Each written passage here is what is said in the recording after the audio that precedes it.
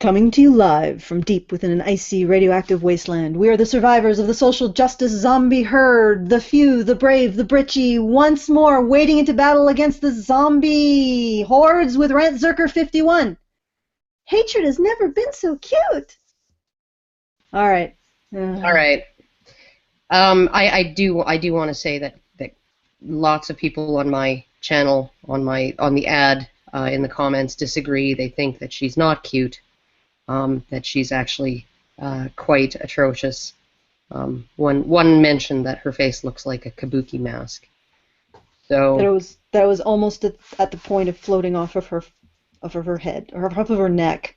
yeah, like one of those kabuki demon dudes. But yeah, no. I always thought that it's the cuteness isn't necessarily what she looks like. It's her sort of she's got this sort of girly, sunshiny attitude. I mean, she just she the way she presents herself, like the way she speaks and the way she everything just is very, very girlish, and very young, and kind of like the way Lacey is cute, only a little more high class, I guess.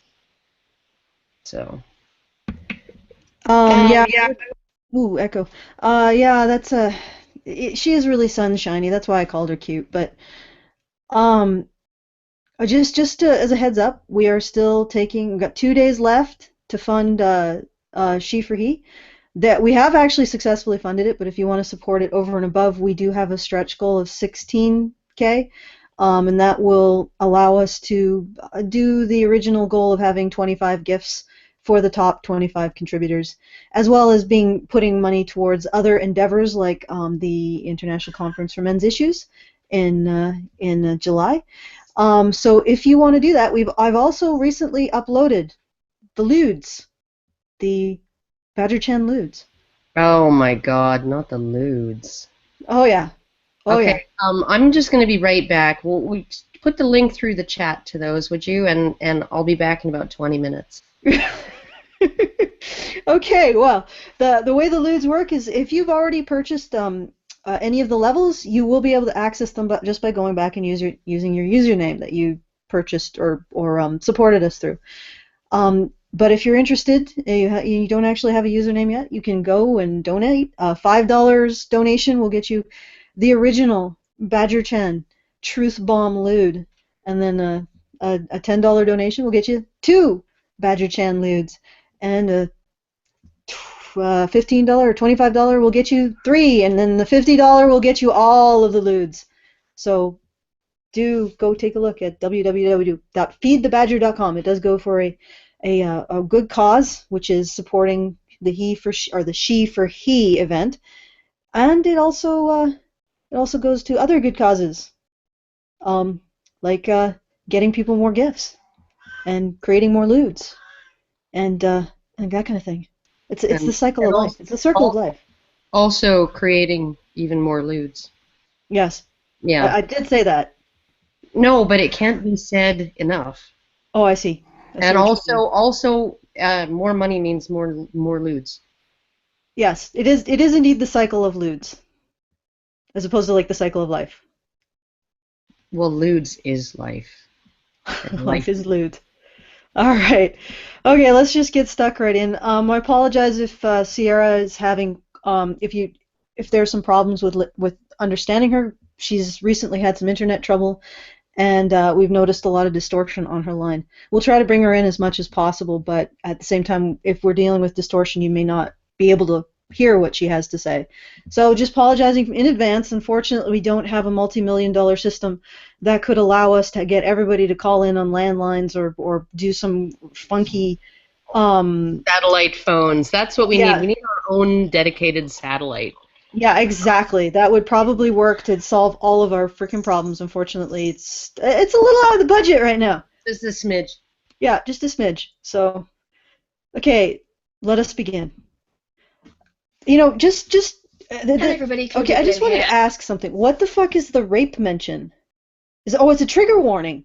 Yeah, it's a trigger warning Yeah, that she's going to triggers. mention rape point. Okay, so she's gonna mention rape at one point. Okay. And this is another video from my Being a Social Justice Warrior series. And So people actually take that name unironically? They're like proud of it? I don't know. I really don't. I think maybe she's trying to take the name back, like fag and nigger, like she's trying to take it back. Well, I guess you could say that we're trying to. I don't think that. Well, I guess you'd have to presume that men's rights activists or advocates or MRA was at any point a bad thing, or people who were part of it were really that bad people. Aside from being, the normal human beings, some of them are sort of good, some are not so good, and some are just average, Well, but I think that MRA and nigger and faggot, uh, in the context of how they've been used as derogatory names, I think that they are kind of applicable, and kind of they go together because black people weren't bad and neither were gay men, and neither are MRAs. It's just a derogatory. It's a derogation of a you know like a I think group. misogynist is the derogation, but it seems like they were also trying to make MRA equal misogynist. Interesting though. Because I just recently did like a search on the word men's rights activist, and the first page is all crap that has nothing to do with the action. And in fact, some acolyte of man cheese has claimed mensrightsactivism.com. I'm like, wow, that's interesting. Anyway, but in this case, I think social justice warrior refers more to a type of behavior, which is this self-righteous, foaming at the mouth, justification for basically defying people's human rights. You know what I do want to point out too, because somebody actually mentioned it and I hadn't actually noticed it, right? But she's got a lot of, the Tudors, Mary Tudor. She's got little figurines and busts of Henry VIII and all of the wives that he beheaded. Now, Anne Boleyn was one of them. I like. Why does she have these? Does she have actually a lineage? Is she Interest. actually Maybe she connected? just has an interest. Yeah, and also, I mean, a lot of like it's Philippa Gregory. These are romances, right? Interesting. Yeah, she reads a lot of historical romances. Oh God. Yeah, well, I read a lot of historical romances. No, no, but I know you don't. You know that it's like this is not exactly historical romances. It's like histora fantasy romances. Well, yeah, I mean, like some of She it. probably isn't aware of that. Well, I mean, a lot of it, like the background politics, so the setting, the background politics can often be quite well drawn and quite accurate in a lot of historicals. But you sort of, I mean, there's so much of it that isn't, so much of it like sort of day-to-day life that is not accurately reflected. Lots of sort of what daily regular interactions were between people, not really very well reflected. So it's just kind of a mishmash. Um, but yeah, there's just a lot of essentially, Historical yeah, dirty books set from in, history. yeah, I'm and well, really Well, and she wants. distracted by one of those books. One of those books on the back shelf, on the shelf behind her, because I actually used one of those in a research paper in college. I just keep looking at it. Which one? The one that Which one? says Peter Ackroyd, The Tudors. Oh, okay. The one there that Interesting. says Peter Ackroyd, The Tudors. I actually used that one to write a paper on Mary the First of England whenever I was in college. So it's very distracting. I was kind of staring at it the entire time I was watching the video earlier. Very, very Okay. distracting. So we're getting sort of a picture here because she likes historical romances. She apparently, if she was, from a particular time period, right? yeah, From that particular time period where Anne Boleyn, when Anne Boleyn was lived and was accused of what, witchcraft or something like that, and because she had deformity on her hand, a small deformity, or was rumored to have. I don't know. I don't know what the fuck it, but it was any excuse Henry VIII could come up with to, ditch a wife who wasn't giving him sons. Yeah, I thought he accused her of adultery. this is getting a little off I thought it topic, was but adultery. Like, oh, cat, be quiet. All right. It's just oh wait, did everyone drop out? No, we're here. Oh, okay. Oh, you no, actually shut I'm up still when here. it was off topic. Oh, that's like so unique. I'm gonna put this. I'm gonna like make a note in my calendar. All First right. day anyone ever shut up when I said it was off You topic. can put it in your little radio show book with its little lock and key and all of that. Well, okay. To tie it back to the topic, I Well, would. and even look at her. She's wearing a pendant with the letter B. Like, I swear to God, I think she has some kind of either there is an actual lineage here, right? Or there is this sort of obsession with the fact that she has this last name, or she's taken on this last name and sort of this persona of, yeah, no, this is kind of weird. She's weird. Yeah, well, what I was gonna say is that, if I did this in front of my shelf, you'd probably have a lot more like mathematics, philosophy, and other types of books, as opposed to mostly narrative and historical. And I just find that interesting because I'm always struck whenever we're responding to these women, how very, very cisgendered they are. Like they're very feminine women, and Yeah. it almost invariably. They're just tremendously feminine women. That is a very feminine bookcase. That's not. Actually, you know what? I will say this. Why is it that they get to have a monopoly on the term feminine? Well, I honestly, I don't care. I don't Yeah, care. that's true. It's she has feminine tastes. She has absolutely 100% feminine tastes. So you look at the way she presents herself, you look at the things that she's interested in, you look at the books she reads, all of those things. Those are expressing extremely feminine, Yeah, girly but kinds of these tastes. girly, feminine, entire like It's not the 125%. entirety of femininity, but it's sort of the extreme end of the spectrum. I would. Okay, I, but they're 125% cisgendered females. Like, there's not even a single drop of any kind of almost masculinity in them, certainly not in their thinking. And yet they have to lecture us about defying the gender norms. That's what I'm getting at. yeah, no, agreed. Okay. Today's video topic is going to be toxic masculinity. This video was suggested by two people, someone called Kate Robin and another person called SOB. So thank you so much for suggesting this topic to me in the comments section. And there have been some really great ideas for videos in the future, which I've written down in my special Being a Social Justice Warrior book, and you might see those in the future. Stop! Banana. We got a banana. No. Is it a book with a little lock and key? Yeah, that's what I asked in the ad. Does it have a flowery cover and a little lock and key? Because it seems like the type of thing that she would have is like a little diary with a lock and key and, flowers on the front of it and she could like scrapbook in it and maybe like, sprinkle glitter on the inside of it and Okay, and the only reason why we're saying this with any kind of snide tone is these are the women who lecture us about breaking the gender binary.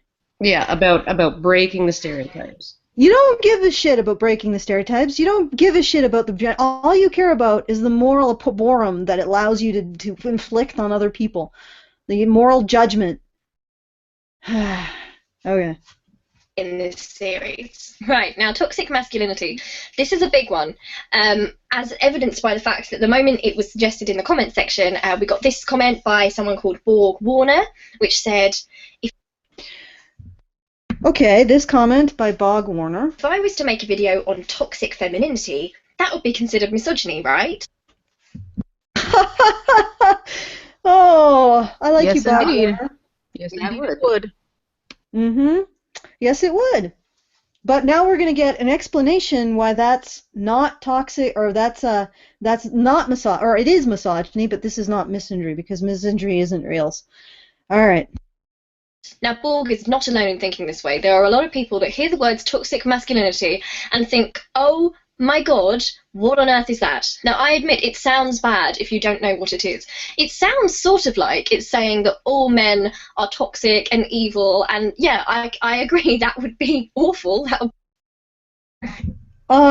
Yeah. You've not actually So why answered give his it that question, though. name? So Don't seriously, talk both at the same time, why guys. give it that name then? Yeah, Sorry. well, that's okay. But Go ahead, Karen. it's like, why give it that name then? Like, if you're not, if it's not supposed to be negative, why would you give it a negative sounding name? Like, Well, it's like they're shocked that people think that this is a bad thing. It's like, well, yeah, people are going to think it's a bad thing because you're saying toxic masculinity. If you gave it some kind of, some kind of neutral name, people wouldn't be so quick to say, "Oh my God, what's wrong with you? You're a misandrist." But they don't do that. They use this horrible sounding term, and what really gets to me is, here in a minute she's going to be like, oh well, it's because patriarchy does bad things to men by doing this and that with masculinity. And it's like, okay, well, you also claim that patriarchy forces bad gender roles onto women, but you don't call those bad gender roles toxic femininity, do you? It's like, well, yeah, well, so there's a why? subtler point here too. And actually, maybe it isn't subtler if I use a different set of terms. Not all black people are niggers. And you know why that's offensive? Because it presumes that you have the right to judge a group of people morally according to your schema, which Yeah. they have no say in. That, whatever the fuck, Bolin, Catherine Bolin, Claudia. Claudia Bolin, that Claudia Bolin is obnoxious, abusive, and tyrannical. So you are just you're pronouncing yourself obnoxious, abusive, and tyrannical. But what I'm going to suggest is that like her explanation here of the toxic masculinity is, once you know what it is, you'll know that it isn't about hating men. Um, she's not doing anything to address the question of whether the idea of toxic femininity would be considered misogyny. She's not addressing that at all, unless she's going to say, unless she's going to conclude that of course it wouldn't be considered misogyny. But I somehow suspect that she's not going to address that at all. Be generalizing, that would not be good. But that is not the meaning of the phrase toxic masculinity, and that's not what it represents whatsoever. So I thought in this video I would explain a little bit of what the idea of toxic masculinity actually is, because I think because it has like a big old name like toxic masculinity, a lot of people, if they don't know what it is and they just see it, they instantly see it and think, oh my... Okay, I have to banana here, but I also wanted to pull back to my analogy. Yeah, not all black people are niggers, but Yeah, you get to determine which ones are. of So course. basically, all black people are niggers until they've determined, or until you have determined, or they have sufficiently adjusted themselves to your attitudes to cease to be niggers. So you might as well be saying all black people are niggers, because you have appointed yourself the arbiter of when they cease to be. There you go. Fuck you. God, what is this hateful nonsense? But that's absolutely not what it is. That is absolutely not what it is. Okay. Right. I can understand people thinking that way if they don't know what it is and they don't have that knowledge, but I'm hoping to maybe give you that knowledge so you can maybe think again about the term. So toxic masculinity, it's absolutely not all men are toxic. It's the idea of men having to perform a certain gender role and having to act this particularly masculine way in order to be accepted in society. It's basically... Yeah, in other words, they have to conform to your Uh-huh. moral schema to not be labeled niggers. I wonder how many of those romance novels that she reads have toxic men in them. Stoic, Are you kidding? strong, stolid, protectors, willing to do violence when necessary. All of those things that she considers toxic, and she reads these romance novels and just flicks her bean. Oh, at the one hand, yeah, you're probably right. It's probably these. She's about to tell us what gets her hot when she describes toxic masculinity, and then she's going to project the fact her own angst over what gets her hot onto men, instead of just owning it. This is what gets you hot. Just own it. This is Totally this is fucking gets me hot. Holy shit! Some of all the right. Okay. The way we describe how the patriarchy and sexism impacts men negatively and can be really harmful to them. So although the words toxic and masculinity are put together here, it's not men are toxic. It is. Why would you call it toxic masculinity? Why wouldn't you call it toxic pressure? Yep. Or toxic, anything that is actually toxic. Socialization. Toxic expectations. Toxic Right? Socialization. Yeah. Or you could just use the neutral phrase that, whenever I watched this video, everything she was talking about, you could literally you could in just the phrase male disposability.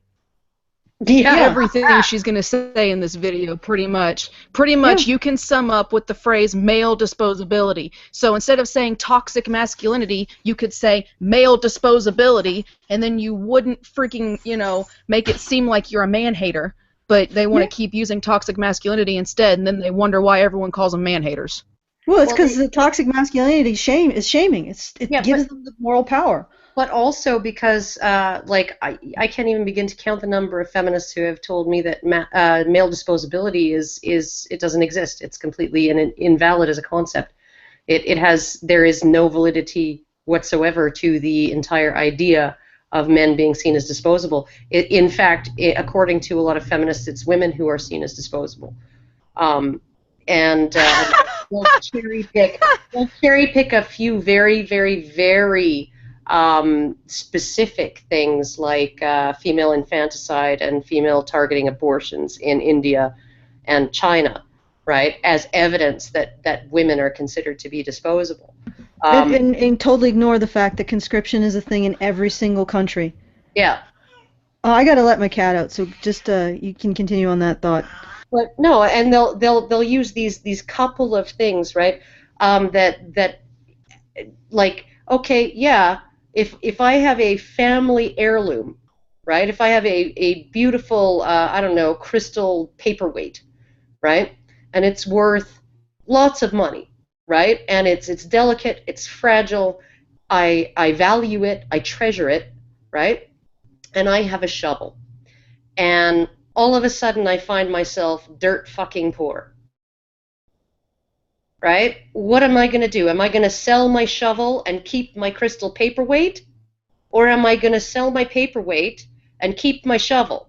Does this mean that the shovel is more valuable than the paperweight? Does it mean that the shovel is less disposable than the paperweight?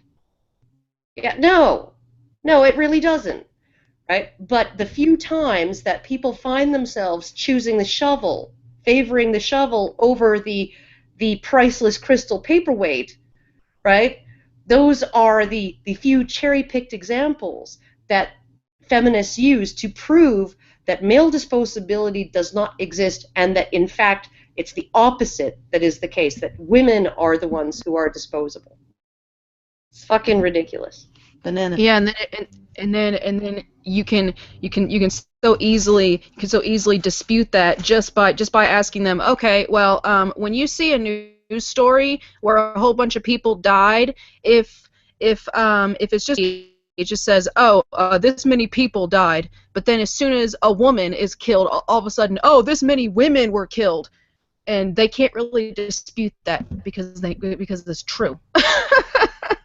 This is They'll try, though. a toxic form of masculinity that men are expected to perform, and it's hurtful to them. As a feminist, I acknowledge that the society we're in right now is not really that great for any of the genders. Unless you're a straight, white, cis male, it's really not that great to begin with, and even those people are suffering from this idea of toxic masculinity. Uh-huh. See, I just I love that. I love that so much. It's like she's sitting there being like, "Oh yeah, well men have problems too and blah blah blah." But then in the exact same breath is going to talk about privilege. It's like, they're mutually exclusive. You can't be privileged and be suffering at the exact same time. well, she's gonna talk Either about intersectionality or something. either I just Well, oh I my mean, god, I can't. She's in a little bit she's gonna be like, oh well, men are like this because no one listens to their feelings, and they're forced to hold everything in, and it's like, well, you're sitting there telling them that they've got privilege, so none of their problems really matter because they have privilege. So if anyone's to blame, you are too. But this would require actually thinking with your brain. And having to perform gender roles. With regards to what I just said, I will make a video in the future about the idea of privilege, so please don't worry about that. I will try and explain the way I think about that kind of thing. I'm in no way saying that white straight cis males are the devil or evil or bad people, or that they have no difficulties in their lives. I will explain that in a later video, I promise. I just like to point out that people who study hate speech regard privilege to be a way of creating an atmosphere, a social atmosphere, where it's acceptable to discriminate against a group of people up to the point of shoving them in ovens. Yeah. Oh yeah. So yeah, you can say all you want that your term privilege, which is suspiciously akin to what every oppressive and or genocidal regime throughout history has framed their victims as being privileged.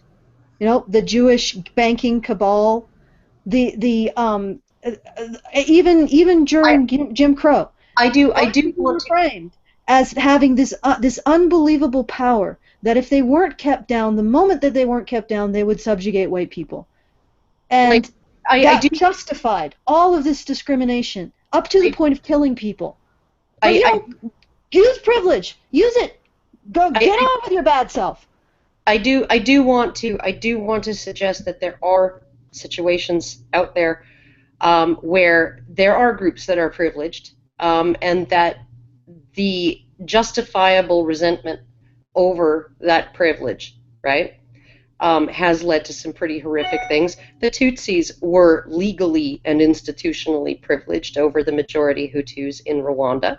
They absolutely were, right? Not saying it justified the what happened, right? But that privilege was actually something that existed. It's not always a made-up thing, but it's very, very easy to convince people, even when the opposite is the case sometimes, that a certain group of people is privileged over you and you should, and it's the privileged narrative is it always foments resentment among those who see themselves as disprivileged. And you even can see this in there was, oh God, I wish I could remember his name. He was a foreign correspondent who did all kinds of coverage of the Bosnian um, conflict and the genocides in Kosovo and all of those places there.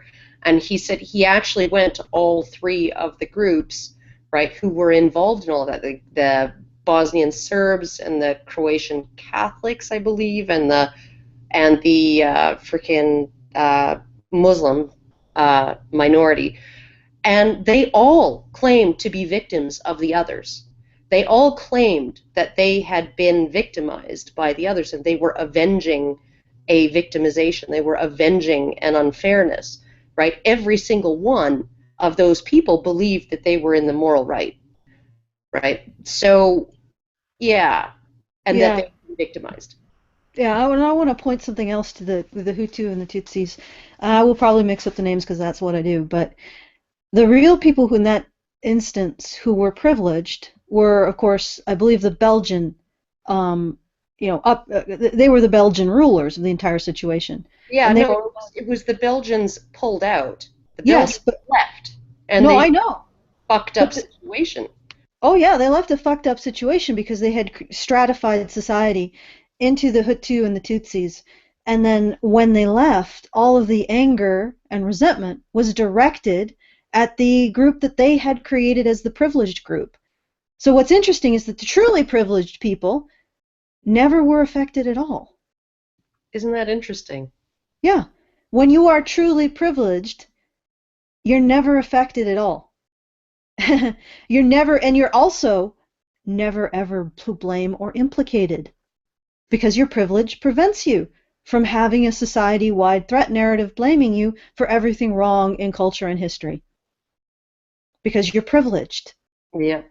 my dear I Catherine also Boland. might point out I also might point out that, she's having to do a whole lot of justification for all these feminist terms, like the toxic masculinity. She had to spend a good a good like minute and a half justifying the statement, being like, no, no, no, I know it sounds hateful, but it's really not. And then she uses the term privilege, and then she has to be like, oh no, no, that doesn't mean you're bad people. It doesn't mean that. It's like, if you have to spend all this time justifying the things you say to make them sound less bad, maybe that should tell you something about the stuff that you're saying. Maybe it's really not as good as you think it is, and if you're having to justify it like that, because that's all she's been doing for most of those videos, justifying everything she's saying and trying to make it sound pretty whenever it's not. But an example of these unfair expectations that society puts on men are, for example, the idea that men aren't allowed to be emotional and they're not allowed to cry. Okay, what about this idea that men have to be hypersexual, and you'll often see men getting teased if they're virgins? There's a lot of heteronormativity involved in this toxic masculinity as well. There's this idea that you have to be attracted to women. Okay. Where does the "Don't Be That Guy" campaign fit in all that? I know. And where does stupid MRA neckbeard virgin loser living in his mother's basement fit into all that? Yeah, and where does Ha! enthusiastic consent fit into all that? I mean, because if we presume that men, the average man is not a rapist and never would, how does dealing with rape accusations fit into all that? Teach men not to rape. How does that fit in? I mean, if we understand that rape is sort of a very extreme form of sex, like a almost like a BDSM, and the fact that the woman didn't actually clearly and completely inform her partner that he was now engaging in a form of sex that he didn't necessarily consent to. Why isn't that ever brought up in trials? Like, don't women have the obligation to clearly inform their partners of the sex acts that they're engaging in? Yeah, I think just to clarify that what you're getting at is that if you decide as a woman that you are no longer consenting, but you choose not to inform your partner, he is under the mistaken belief that you are still consenting, and so he is consenting himself to a sex act that he believes is consensual. He's committing to sex act A, consensual sex. He is not consenting to sex act B, wherein he rapes you, right? He's not And consenting to that. That's not the sex act he agreed to.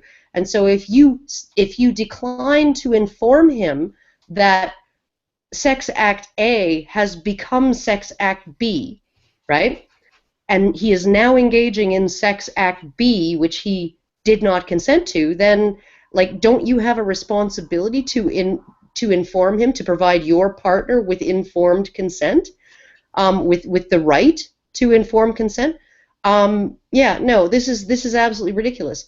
And yeah, women do have an obligation, I think, when sex goes past the scope of their consent, right? Or they decide midway that they're just not that into it anymore and they want to stop, they have an obligation to tell their partners. They have an obligation to make it clear, right? Because otherwise, and if they don't do that, right? And they end the sex act and they say, well, no harm, no foul, right? I didn't tell him. He did not do anything wrong, right? That's one thing. But if you're going to actually go and report that he raped you, right? Because at some point on the 37th and a half thrust, right? You suddenly decided, I'm just not that into this anymore, right?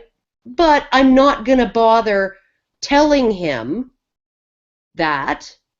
But, I changed my mind in the privacy of my own brain, and therefore he raped me. Yeah, no. No, and therefore he should go to jail. No, no, no fucking way. Yeah, and the ultimate idea of all this is if you're a woman with the average man who does not want to engage in a rape, who is not interested in that kind of a sex act, to get that through your head, ladies, he's not interested in that. You should clearly inform him when he's about to engage in a sex act that he is not interested in and he does not consent to. Very clearly. That's usually called saying no. And making sure that it's not one of those fucking teasing no's, oh no, but yes, sort of shit. Say no, and then add to the no, redressing yourself. Most every single human being who isn't a rapist will at that point in time know that it's a no, and you will have protected your partner from engaging in a sex act he didn't consent to. You will have protected yourself from becoming a rapist. So, I think women should take that kind of responsibility, and the enthusiastic consent bullshit is the exact opposite of taking that kind of responsibility. Women have the obligation to take care of their sexual partners as well. Okay? All right. And being gay is sort of feminine in a sort of way, and so you're kind of ostracized for that. There's this idea that men should be strong and assertive. It was called sodomy. Dipshit. Oh, God damn it. I apologize, Catherine. Claudia. Sodomy was what people didn't like about gay men. Okay? They didn't like the sodomy. Guys in the Middle Ages weren't burnt at the stake for having a limp wrist. They were burnt for sodomy or hung for sodomy. The Puritan colonies, they were hung for sodomy. It's the actual sexual act that was most stigmatized and remains most stigmatized. Yep. And this can be really dangerous because obviously you have male abuse victims, and some of these men have been abused by women, and then they feel like they can't come forward because other people are going to mock them. Some. I know. Other people are going to mock them by saying, "Oh, I'm sorry, I hurt your man feels," or, "Oh well, I suppose men can be victims," but we shouldn't have patriarchal culture or construct that ultimately privileges you. Yeah, and we also shouldn't provide you with any services because that would be taking services away from the vast majority of victims who are women. And we all know that the vast majority of perpetrators are male, right? So, yeah, no, a third of domestic violence victims in the UK are men, according to the British Home Office, right? And I think there's something like 4,000 beds in spots in shelters for women in the UK, and 12 for men, right? And that seems fair. Feminists will use but women are still the majority of victims, right? And that justifies disproportional support. And everybody, Martin Dobney, right? Like all men's rights activists are saying, yeah, we don't want equal amounts of resources. We want proportional amounts of resources. So there's something a little disproportional about 1/3 of victims being men and like less than 1% of beds in shelters being designated for men. Don't you think? Yeah, that's because they're abused in the context of patriarchal privilege. So it sort of cancels out, but also they should get a kick in the head from the government because they got patriarchal privilege. So abused men should just get kicks in the head. What drives me crazy too, is I don't care. I do not care if men are less likely to want a bed in a shelter. And they are less likely to want a bed in a shelter, I think. But what they do need is they need a process by which to legitimate their decision to take their children out of an abusive environment, right? That's what they need, because right now abused men are stuck with three choices. You stay and you take it and provide some protection towards your children, and you do not lose your children. You leave without your children. You are now guilty of abandonment, and that's going to fuck up any custody dispute. It's on your part. You're going to lose access and custody to your kids, bam, and you're leaving them in the sole care of a violent woman. Or you take them with you and you get charged with custodial interference and kidnapping. Those are your three choices, right? So, what kind of system of resources and procedures by which men who choose to leave a violent home with their children, right, can legitimate that decision through some sort of institutional procedure where they have the backup and the support of counselors and child protective services and social workers, right, and the law. Why don't we have that? At least, even if he doesn't want to go to a shelter and he'd rather go to a hotel or a friend's couch, right? He can't take his fucking kids to a hotel or to stay at a friend's house, because when he does, he's guilty of a felony. Because they're going to think, oh, what, you were overpowered by a weak woman, really? Also, you see... That is the least of men's problems. He was overpowered by a weak woman, and the entire fucking weight of the system, the Duluth model, all of the policies, all of the mandatory arrest and no-drop policies, all of the frickin', oh yeah, predominant aggressor bullshit. Yeah, no, he got beat up by a woman, and the state held him down and let her do it. Okay. This is... And if you don't like that situation, man, we're just going to show you our male tears mugs and drink them in front of you. This is what the thing is. She honestly thinks the worst thing that happens to male victims of domestic violence is that they're said, how can a woman beat you, blah blah blah. No, actually, you've got you got the causality wrong there. Because men have zero recourse, they have to create a way of dealing with that situation psychologically. So what do? They laugh about it. They laugh about it, and they try to pretend that they actually have some form of control. This is what's great about slavery. When you take all control out of a group of people, they'll try to pretend they have it. So they'll grip onto any kind of mythology that allows them to feel like they're in control, allows them to feel like they're the real big bad in society that actually is secretly directing everything. But in reality, it's a reaction to having no control. And that joking is a reaction to having no control. Most men know they don't have any help. So what do? They make fun of the situation so they can endure it. These victims of abuse getting mocked a lot of the time if they're male, and that's absolutely horrendous. And it's all to do with this idea that men are supposed to be strong and fight women off, and if you've been abused by a woman, then you're somehow weak. No, men are not supposed to fight women off. That is so fucking retarded. That has to be the dumbest thing she said so far. Men are supposed to be strong and fight women off. Oh yeah, because little boys are raised, encouraged to hit girls. Little boys are told, oh yeah, if she even annoys you, you just go ahead and fucking slug her one, right? No, that's what girls are taught. If a boy offends you, it's okay for you to slap him. That's what girls were taught in the 50s, 60s, 70s, and 80s, when boys were being taught that under no circumstances should you ever lay your finger on a girl. Ever, ever, ever.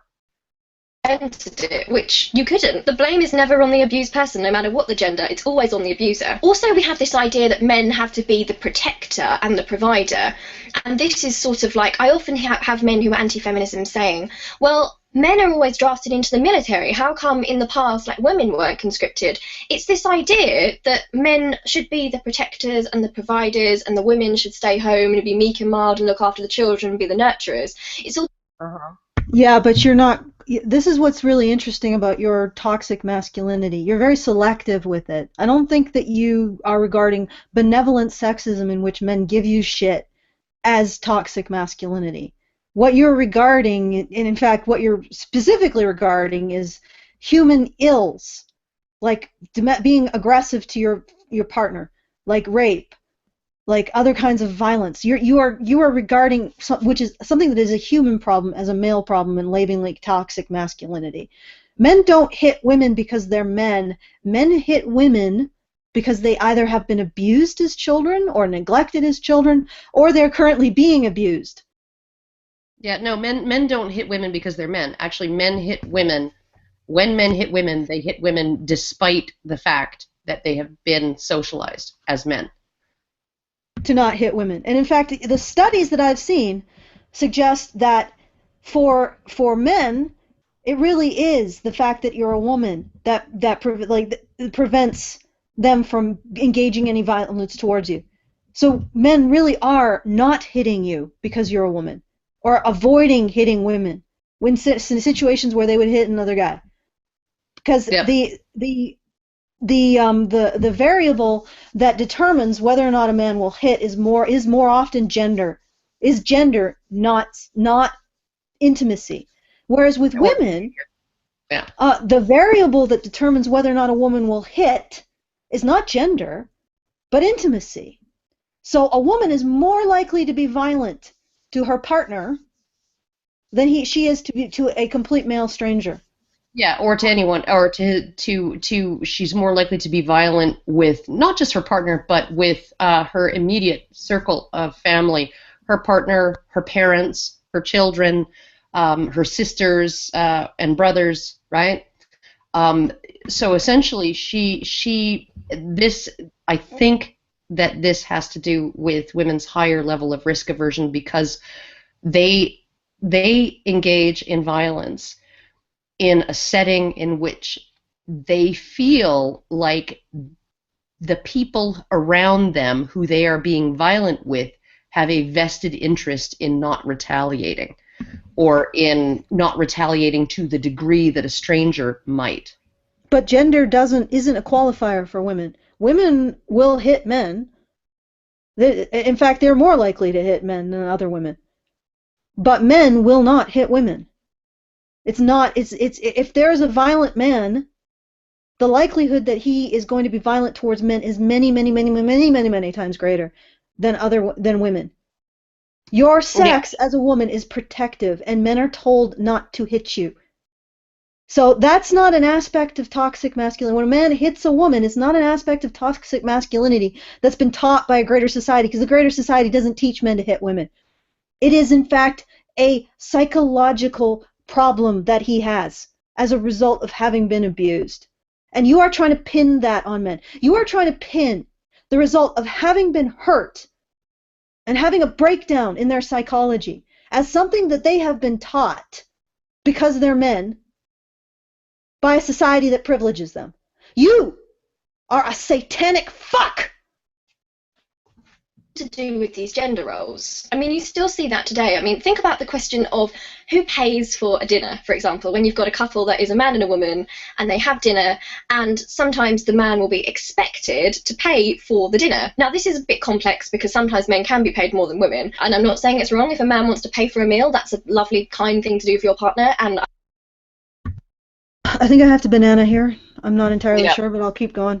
I would hope that any woman in a relationship would do that for their partner too if they were financially able. But it's the expectation which is wrong. It's unfair that the man should be always expected to provide financially. This idea of the man being the protector also leads to weird ideas, like you get men being called whipped if their wife is sort of more dominant. Once again, I'm going to get back to the what she's doing to refer to toxic masculinity. So, is she saying that toxic masculinity is the expectation of being a provider? I guess she is. Why would she call that toxic? Well, okay. She's calling it toxic because it's an expectation, and she's totally against gendered expectations, apparently. Yeah, but the way it sounds like is that she is blaming men for being taught to take care of women. Like, Yeah, that's toxic. I just have, like, I have to wonder, just given, you know, what this young lady looks like, how young she looks, all of this stuff. Who paid for all this? Probably dad. Toxic masculinity. Theorist. Yeah. Alright. I'm thinking it was probably. Wait a minute. I would like to point out one thing. They don't call men whipped for successful than them or whatever. They call a man whipped if he just lets his girlfriend over him. And, that... Sierra, there's a lot of distortion. I don't know if this is happening like for you. Huh? Karen, is it happening for you too? Yeah. Okay, I think you're gonna have to just mute, and then we'll move forward and we'll try again in a bit. And sometimes in a relationship with personalities, you'll just have a person maybe which is a bit more loud and someone who's a bit more quiet, and yet the man will be mocked if he is not that loud, assertive one in the relationship. Also, there's this weird idea of emasculation, which I hate, which seems to be that a man feels less of a man if a woman is succeeding, and a lot of men are taught to...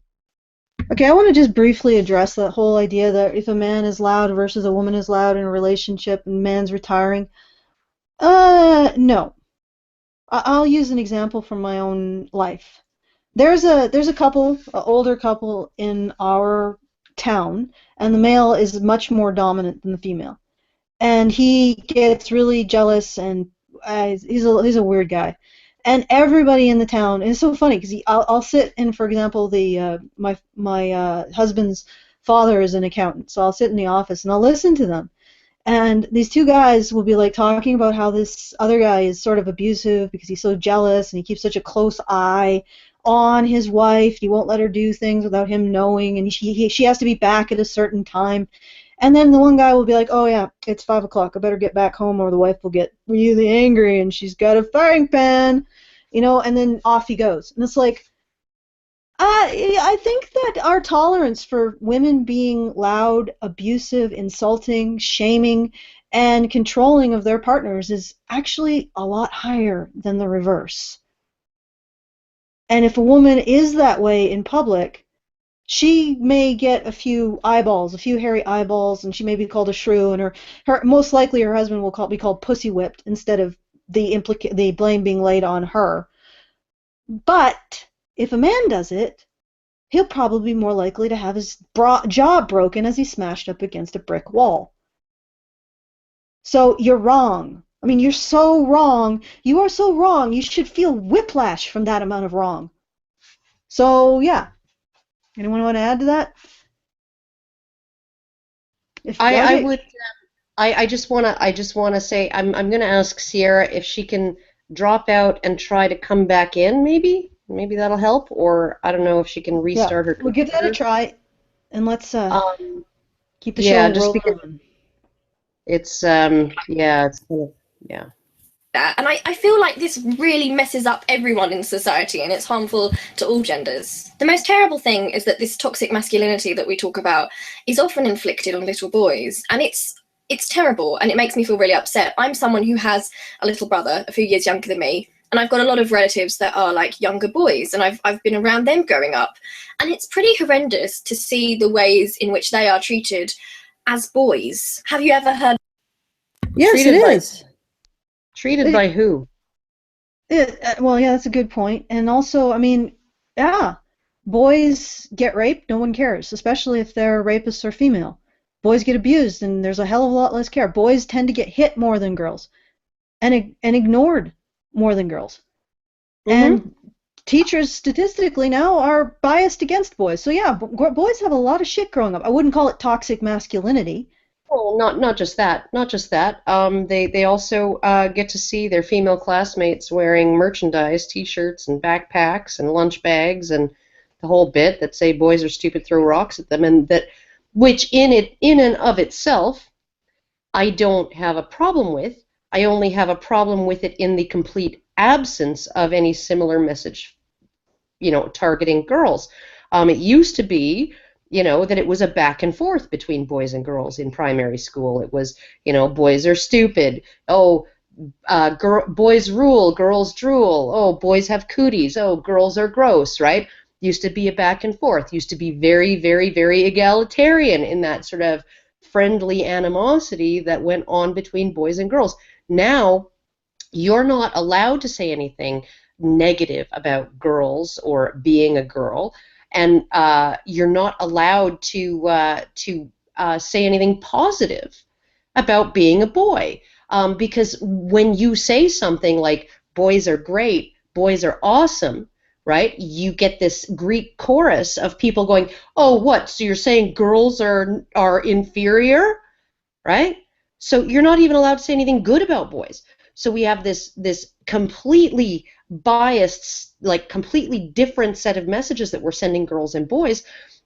Girls hear only good things, right? And anything bad that they might hear, like the word bossy or whatever, right? We got to ban that, right? And boys, you can say whatever the fuck you want about them.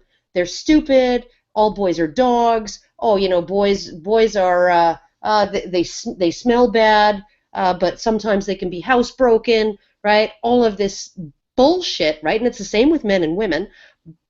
It is the exact same cultural messaging for men and women as it is for boys and girls, but I just can't bring myself to feel as bad for the grown men who are subjected to this cultural messaging as I feel about 4 and 5 and 6 and 7-year-old boys.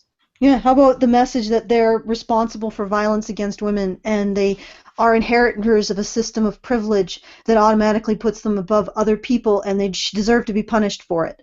The phrase, be a man, man up, stop crying like a girl, you throw or run like a girl. One I really hate is the idea of the man of the house. And my dad and my mum divorced when I was very young, and so I'm the older sister, I have a little brother, and it was just me, my mum and my brother living at home. Okay, I'm going to blow your mind, Claudia? Claudia. Claudia Bolin. These are the things you tell people who have to grow up and occupy a role in which they get no help for anything. You got to tell them, slave up, oxen down. What's going to happen to you, Milady, is that you are not going to get any help. Probably nobody's ever going to really give a shit about you anymore. Even your wife will probably divorce you if you cease to be functional or if you cease to be productive. And yeah, you're on your own until you die. Well, not just on your own, but also responsible for other people. And if you can't maintain that responsibility in a way that satisfies them, then you're out the door. And now I have to wonder how many of these things on her shelves were bought with child support money or alimony money. Well, maybe she has her own job, but it's like this is what boys need to learn to survive in this society, and they also need to learn how to joke about the pains of being beaten and raped and ignored and neglected, and knowing that their sexual partner will never really care enough about them to be concerned if they get ill, aside from whether or not they can continue to be paid. Because there's a great majority of women who only care about how much their partner can make. And it's not a situation where they have household bills, they have no choice. It's a regrettable situation, and they can't afford to maintain somebody who isn't working. That's not the situation. These are women who don't care unless the man makes money and can give them a living. It's not a situation where the man is such a liability that they literally cannot afford to keep him up. It's that they're in a situation where they just don't want to because he's a liability. I want to share a very brief story about my ex and his, or not my ex, my current boyfriend and his ex. That essentially, he was in school. He was in his engineering program. They'd been together for almost 6 years. Had a young daughter together, not his biological daughter, but he'd raised her from the time that she was very, very small, like 5 months old. And he was her primary caregiver most of the time because he was attending school and his girlfriend was doing a lot of other things, spending more time outside the home. And he began to have problems with, he's got an autoimmune disorder, and he began to have problems with that. And one of the problems was just one day, he suddenly went into anaphylactic shock. And that comes with a lot of symptoms other than like parts of your body swelling up, like your tongue, your throat, your eyes, your face, all of that. It also comes with a drop in blood pressure and passing out and all kinds of other things like that. And so she accompanied him to the emergency room. And this was the first time this had happened to him. And he was actually really distressed. He was really scared because he had no idea what was going on. According to the allergist, he had no allergies. And so he had no idea what was going on, and he was going through this sort of shock where he was having vertigo and could barely walk, and his mouth was swelling up so that he could barely speak. And she was angry with him. And afterwards, he asked her why she was like, why were you so mad? And she said, well, I was dating a guy before who was a hypochondriac, and I just thought you were faking it. And there's no way. I've seen him go through this. There is no way you can fake your mouth swelling up to like 10 times its normal size, right? You can't fake that, right? She didn't think he was faking it. She was mad that it was something serious, right? It was something that he was not faking it, that it was not something that he was faking. It was something that could put the kibosh on his ability to support her, right? And that was the end of their relationship. I mean, it dragged on for another 6-8 months or so, right? But that was when she began planning her exit strategy, right? Because there was no way she was going to be with a man who could not financially support her. Absolutely no way. Let alone be with a man that she might actually have to financially support. He'd be on a disability pension maybe, and she'd have to contribute to his upkeep and all of that, right? No way was she willing to do that. Yeah. And that's a reality for a lot of men. They have any kind of weakness. So if you want to make a situation, Claudia Bolin, if you want to create a world in which fathers don't have to tell their sons, man up, you're on your own, kid. From now on, nobody else is going to be helping you. And you better be able to shoulder other people. Because the only thing you'll get from women if you ever show weakness is mockery or anger. And incidentally, the reason why you, Claudia Bolin, mock or feel anger towards men when they're weak is because you feel yourself are weak. You feel weak. And you feel inferior. That's probably why you're a feminist. But regardless, if you Okay, want I to want create a world, to speak up just to keep like just to see. okay, I wanted to, I'm She going to wants to finish have a my, final thought and go ahead and bow out because her internet is apparently just getting worse and worse. okay, I can't actually see the room, but go ahead, Sarah, if you're able to. Yeah, I don't know I don't know what's going on. Can you guys hear me? Yeah, we can hear you. Yeah, So actually, it's Is there coming any through okay. interference? yeah, it's good now. So go ahead. Okay, well, yeah. Okay. Um, well, I keep getting to where I'm syllables of what you guys are saying because it's not coming through like at all. So I don't know if it's this new internet or what, but anyway, the uh the main thing that I've noticed throughout this video, as far as the whole toxic masculinity thing goes, is you can pretty much blame everything that she's talking about, all these negative things that seems to happen with men.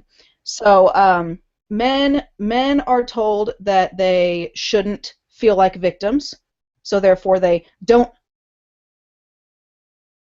know if they to go somewhere for like a place that was made for victims, like a shelter, they won't go because they've been told that they shouldn't act like victims, so therefore they don't want to act like victims. And then when men don't go to these things, it's used as justification for not having these things. So then men just have to go right back to not feeling like victims because there's nowhere for them to go, even if they did feel like a victim, even if they did feel victimized, there's nowhere they can go. So it's just this vicious cycle. And that pretty much wraps up everything that she could say about toxic masculinity. I mean, it's not toxic masculinity. It's like the way this society deals with men who feel victimized or who feel weak or something. That is the toxic thing, not the masculinity itself, but how it's dealt with whenever a man is in pain. I agree, and I also want to add too that when it comes to victim services and things like that, like men will actually reach out for help. They tend to reach out to their parents or to a guy friend or to a partner, a new partner.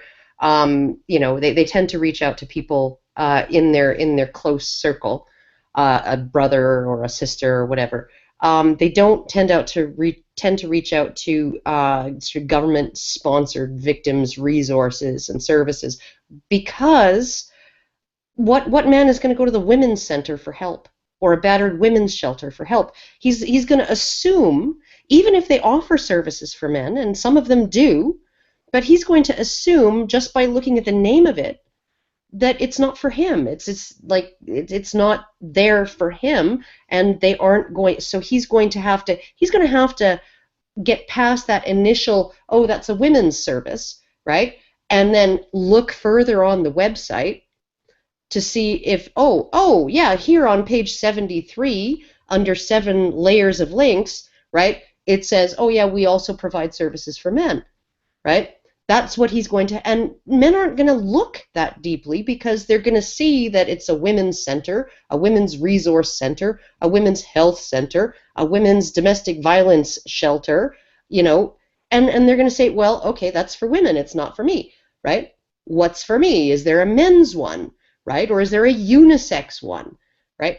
No, there aren't, right? So even the men who would reach out for help, right, who would absolutely use those services, are stymied by the fact that they are all targeted toward women and all of the outreach is aimed at women. Okay, I wanted to thank Sierra for coming and hopping on board for the length of time that she could. And hopefully the internet gets better at some point so you can come back on again. I don't know if you can talk, so I'll just keep going unless, okay. And we would have relatives saying to my poor little brother, who was very, very young at the time, you have to be the man of the house now, Dan. You have to look after your mum and your sister. Now, there's no problem with saying you have to look after your mum and sister, emotionally, in terms of, in a family you will look after each other. But think of the amount of pressure which we put on little boys to fill that protector, provider role. That's a lot of stress. And on the flip, Yeah, it's a lot of stress, but it's because if any man wants to marry you, Claudia Bolin, I highly doubt you're going to be the type of person who's going to be willing to have his back should he not be able to do a job to pay for your lifestyle. Like, think about that, Claudia.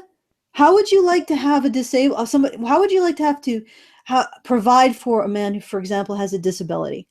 Would you do that? I also want to bring up something in the context of the things that Tom Golden talks about men's ways of grieving, men's ways of healing, men's ways of getting over loss and all of that. And the fact that a lot of what men tend to do in order to get past a loss, whether it's a death or a divorce or whatever, is keeping busy, feeling useful, feeling like they're still needed, they're still necessary in some way, right? And I don't know how much of that is socialized and how much of that is just part of sort of an innate male psychology. But if we were to look at it as, even partly innate, a message like that to a little boy, right? You, especially after a man, his father has been booted from the family, right?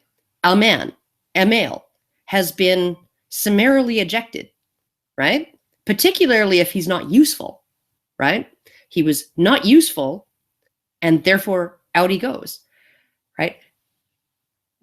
Don't you think that maybe that boy, right, hearing that message, you have to stay strong for your mother and your sisters, you're the man, you have to take care of them, right? You have something to do, you have a role to play that is not going to see you ejected the way your father was. Don't you think that that would maybe, it's a lot of pressure, but I think it would also be a stabilizing, it would be something for him to hang on to in the context of, recognizing for the first time in his young life that males really are disposable. That his dad was disposable, and the moment his dad was no longer useful or useful enough or useful in the right way, He was disposed of. He was disposed of. Now, so don't you think that maybe that message, even though it's a lot of pressure, could also on the other edge of the knife, right, provide a certain comfort for a young boy? I have a role here, I have a place here, I'm necessary here, right? I can justify my existence in this household, and I won't be ejected the way my father was. You think maybe? Yeah, well, I mean, it's essentially the kid probably became like that was the end of his childhood at that point. So you might as well just acknowledge it and give him as much as you can give him so he can get through it. Your mom decided that your father was a disposable person. Your brother is most likely very aware of the fact that your mom disposed of your father, unless it was some weird situation where your father actually was the one who called for a divorce, but that's really uncommon. So I'm just going on statistical averages here. It was your mom who decided your father was disposable. Now, your father was your brother's role model.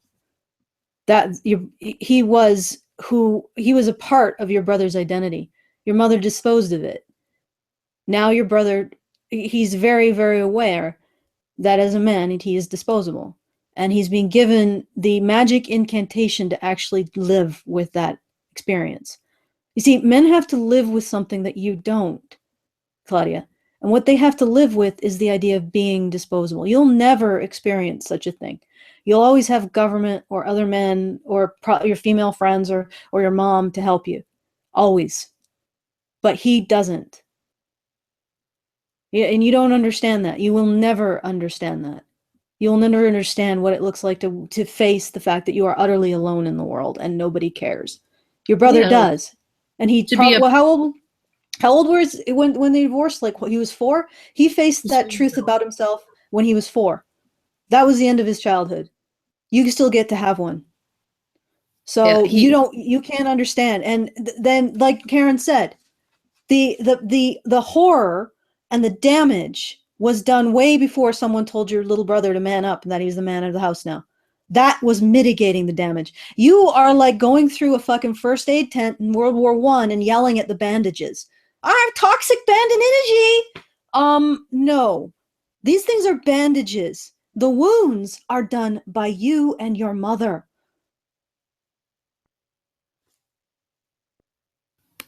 all right. Side, it's kind of infantilizing girls and women because it's this idea that they can't look after themselves and they need a male of any age, even if they're a small child, to look after them. So let's talk a little bit about what. Oh, this is the double bind. This is the double bind that men are in. No, Karen, before you get into it, I'm just going to head off the Karen train. Just listen to what she just said and think about the strangeness of what she's just said. Emotionally, in terms of, in a family, you all look after each other. But think of the amount of pressure which we put on little boys to fill that protector, provider role. That's a lot of stress. And on the flip side, it's kind of infantilizing girls and women because it's this idea that they can't look after themselves and they need a male of any age, even if they're a small child, to look after them. Oh, okay, I got it. I was a misunderstanding. So let's talk a little bit about what toxic. But wait. Okay. I do want to say, when you base, this is the double bind that men are in. You are basing men's entire, like, you're essentially requiring men to justify their existence through being useful to you. And this is common. This is common even with feminists. He for she. Oh my goodness, be useful to women. That's how you can justify your value as a human being, and a man, right? And then on top of that, it's not okay for you to feel as if the women who are demanding you make yourself necessary to them need you. Oh, yeah. That's Jeez. misogyny, right? You must be necessary in order to justify us women with our magenta fucking lipstick, right? Keeping you around, right? You must be necessary, but how dare you imply that we need you? Bravo. That's I just have to give you I like that. That was my that sounded sarcastic, it was genuine. That's a really good way of framing it. This Kafka track, this double bind. You know, men, you have to be useful to us. You have to take care of us. But don't ever say that we need you. Yeah.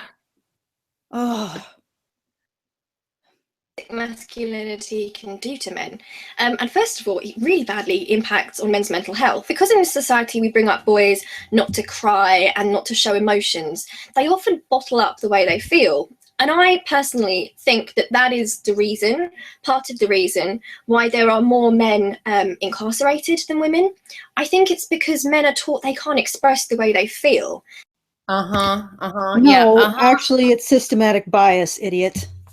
Well, it's not all of it, but like I don't think it's all systematic bias. Potentially could be though. It could be, a very great deal of it could be systematic bias. But what I will say is that, what does Claudia think the male tears coffee mugs do to alleviate that?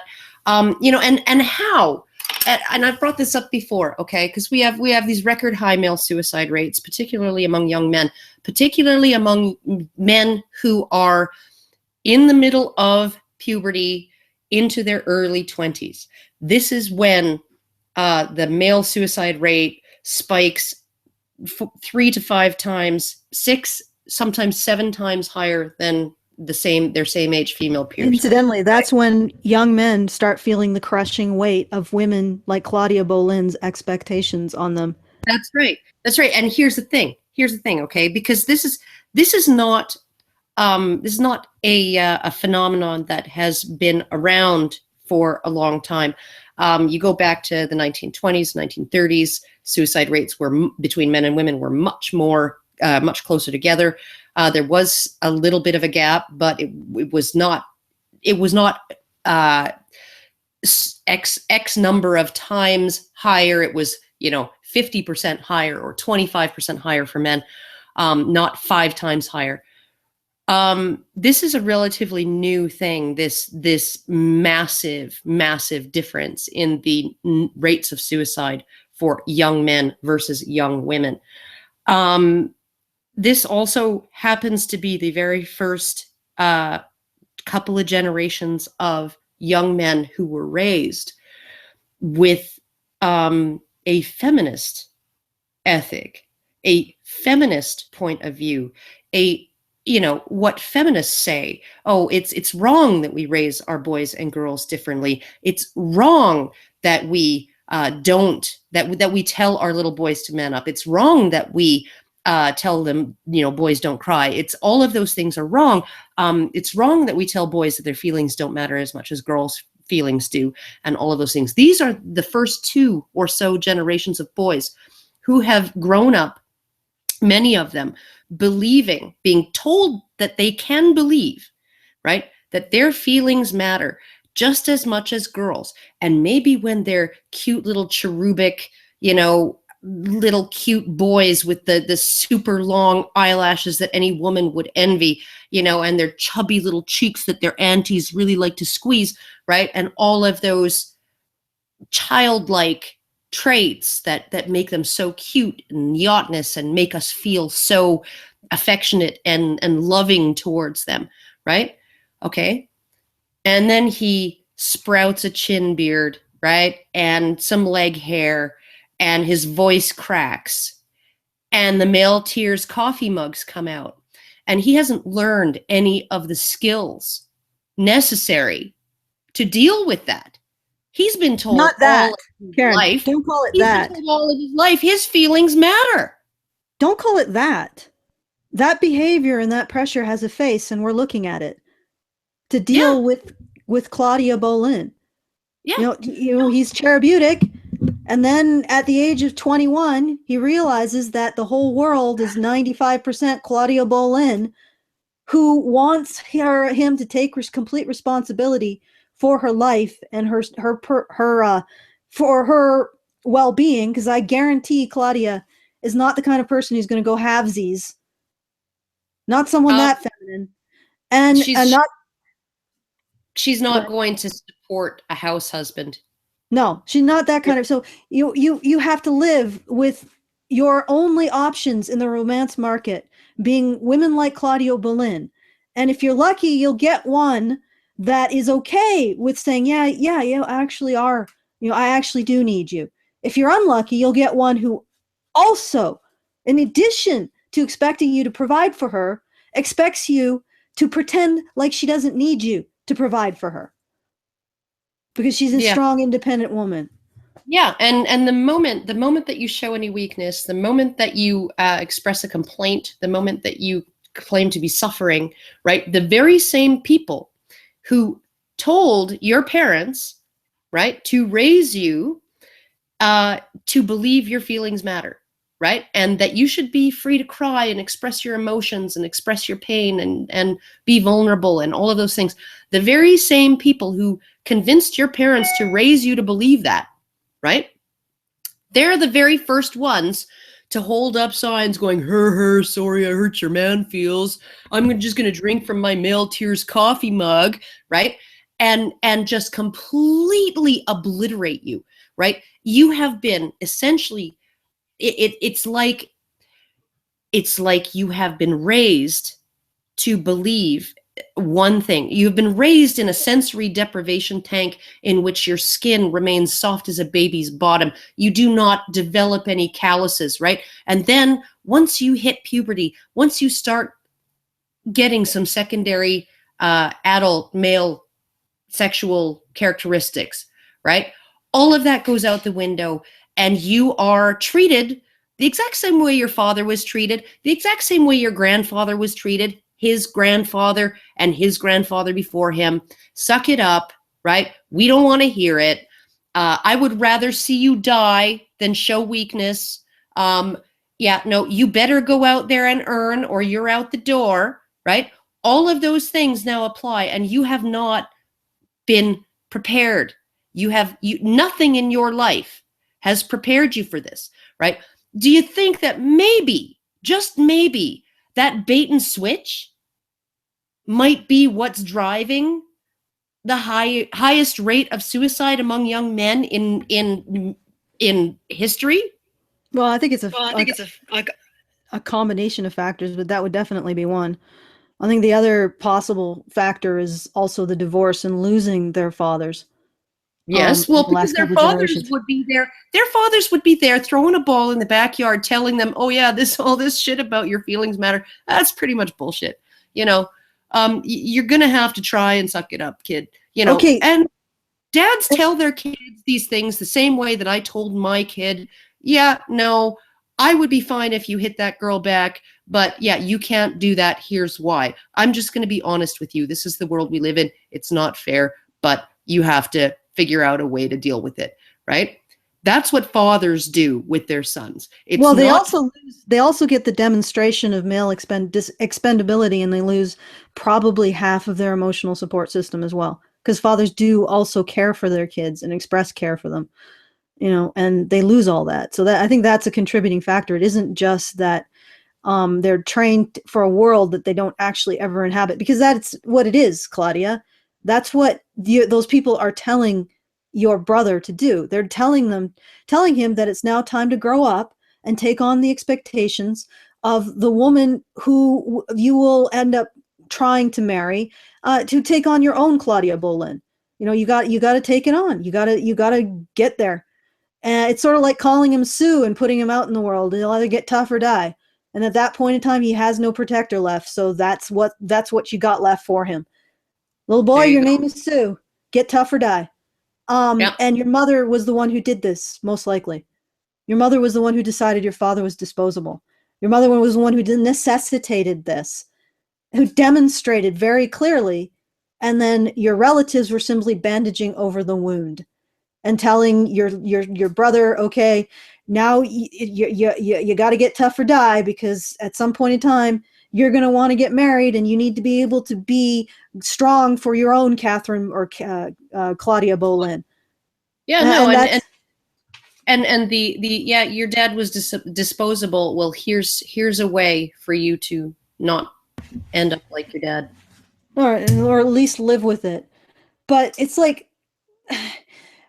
all right, let's just move on. They feel very embarrassed to cry or to show any sort of vulnerable emotion. And so they bottle it up, bottle it up, bottle it up, and all this anger just amasses and they just suddenly explode. Now think of the suicide rate for men. I mean, this can so often come after a man is made redundant or he feels like he can't provide for his family. This idea of toxic masculinity can make men feel that their worth is... It's not toxic masculinity. What, you know what? Toxic masculinity, what she actually means when she says toxic masculinity is female expectation. Yeah. That's what she's not making the connection. I mean, this whole video would be completely accurate if she just replaced the term toxic masculinity with female expectation. Yeah. You think that men just suddenly one day get laid off and think, oh my, well, I completely out of the blue, because I've never seen this before, I'm worried that I'm going to be made redundant in my family as well. Because that never happens. So I'm just going to spontaneously develop this bizarre fantasy and paranoia for something that never happens. And I'm gonna take that as as a reason, as just reason to jump out a window. Yeah, no, men see this happening to each other all the time. Boys see it happening to their dads, right? This is female. It is not toxic masculinity. It is female expectation. That is what it is, right? And if what it takes for a man to have a wife, have kids, and not lose them, not have everything taken away from him, his house, his assets, his income, his wife, his partner, life partner, and his children, right? All because he lost his fucking job and can't get another one within a reasonable amount of time, or when he got another one, the pay's only half as much, right? If that's what it takes, is to see yourself as, in these ways that promote ambition, stoicism, hiding your emotions, concealing, your vulnerabilities, all of those things, right? I keep getting reminded, right, of that movie Falling Down. Do you remember seeing that? It was a Michael Douglas movie. I don't think I have. Oh God, it was an excellent movie, but it was essentially a guy he was an engineer, worked for the Department of Defense, was laid off, was divorced. I mean, he was mentally unstable, but he was divorced. He had a daughter, and he was laid off, and because his job was eliminated, and when he tried to, talk them into giving him a different job within the organization, they said, well, you're overqualified for that. And every job he applied for, he was either overqualified for it or underqualified for it. And believe it or not, being overqualified for a job, if you're unemployed as an engineer and you need to take a job at a gas station, the last thing you do is put, I'm an engineer on my resume, because they aren't going to hire you. They're just not. They know you're going to leave the moment that some other job comes up, right? He was completely bereft. His wife, no kid, right? no job, no future. And his wife, his ex-wife, was kind of a cunt about it. She was kind of a cunt about everything. And I don't, and he flipped out. The entire movie was just him slowly over the course of an entire day flipping out. Just flipping out, just slowly, gradually taking steps across the line between what is acceptable and what is not, right? And just this, you cannot put men in this position where if they cannot make themselves necessary to you, then you no longer have any need to treat them as human beings, right? If you, the best example I can come up with for this is if he isn't going to pay his child support, he's not seeing his kids. Okay. And if Claudia Bolin thinks that this doesn't apply to her as a woman, that she isn't actually putting not toxic masculinity but female expectations on men, the expectation that they work and provide, or they be useful, or they be disposable, that the expectation that they tolerate is, then I suggest, Claudia Bolin, that you start working on becoming a very responsible woman who is willing to have a man's back. That you think really carefully that if you had a male partner who was disabled or who was unable to pay, if you would step into the breach and take responsibility for him, for making sure that he was able to eat and continue, and in helping him. Or even if he was a breadwinner, but he had problems, would you be willing to help him with that? Or, like your romance novels suggest, are you the kind of woman who expects complete perfection? And if he doesn't achieve it, where does he go? He goes into the trash. Well, if you are the type of woman who believes that she should be paid for, that a man should support you, or at least do the majority of the supporting, if you're that type of woman, then don't complain about toxic masculinity, because you are setting the expectation that a man be disposable. And this is simply the emotional landscape or the emotional tools a man needs to live in a society where he is indeed disposable. And if you really want to challenge that, then you become the type of woman that a man can rely on. You become strong. Become the rock at his back. Yeah. Instead of the other way around. You want to change what you call toxic masculinity? Then start with yourself, Claudia Bolin. Become strong. Let go of these fucking kitty water wings known as patriarchy, which is basically you saying, well, I can't face my adult responsibility as a woman, therefore I have to defer it onto a sky daddy. Oh, sorry, I don't know, society daddy, a conspiracy daddy. That's what it is. That's what it all is. You're so afraid of your own personal agency, your own personal ability to affect change. You have to pretend that there's some sort of shadow man, some sort of mist man in your life who actually is the predominant controller of your life. Well, I'm sorry. The predominant controller of your life is probably your mother if you still live at home. And after that, it's going to be you. So you live basically in a personal matriarchy. And you need that invisible patriarchy because you cannot assume control over your own life because you can't bear the thought that the buck stops with you. You're a child. Grow up and be a woman. All right. As that provider and their protector and of being a man. And I'm not saying there's anything wrong with being a man. When I say being a man in quotation marks, I'm saying this very, very strange constricting idea of being a man in which you don't show any emotion and you provide and you perform that very strict male gender role. Another How can she call it strange?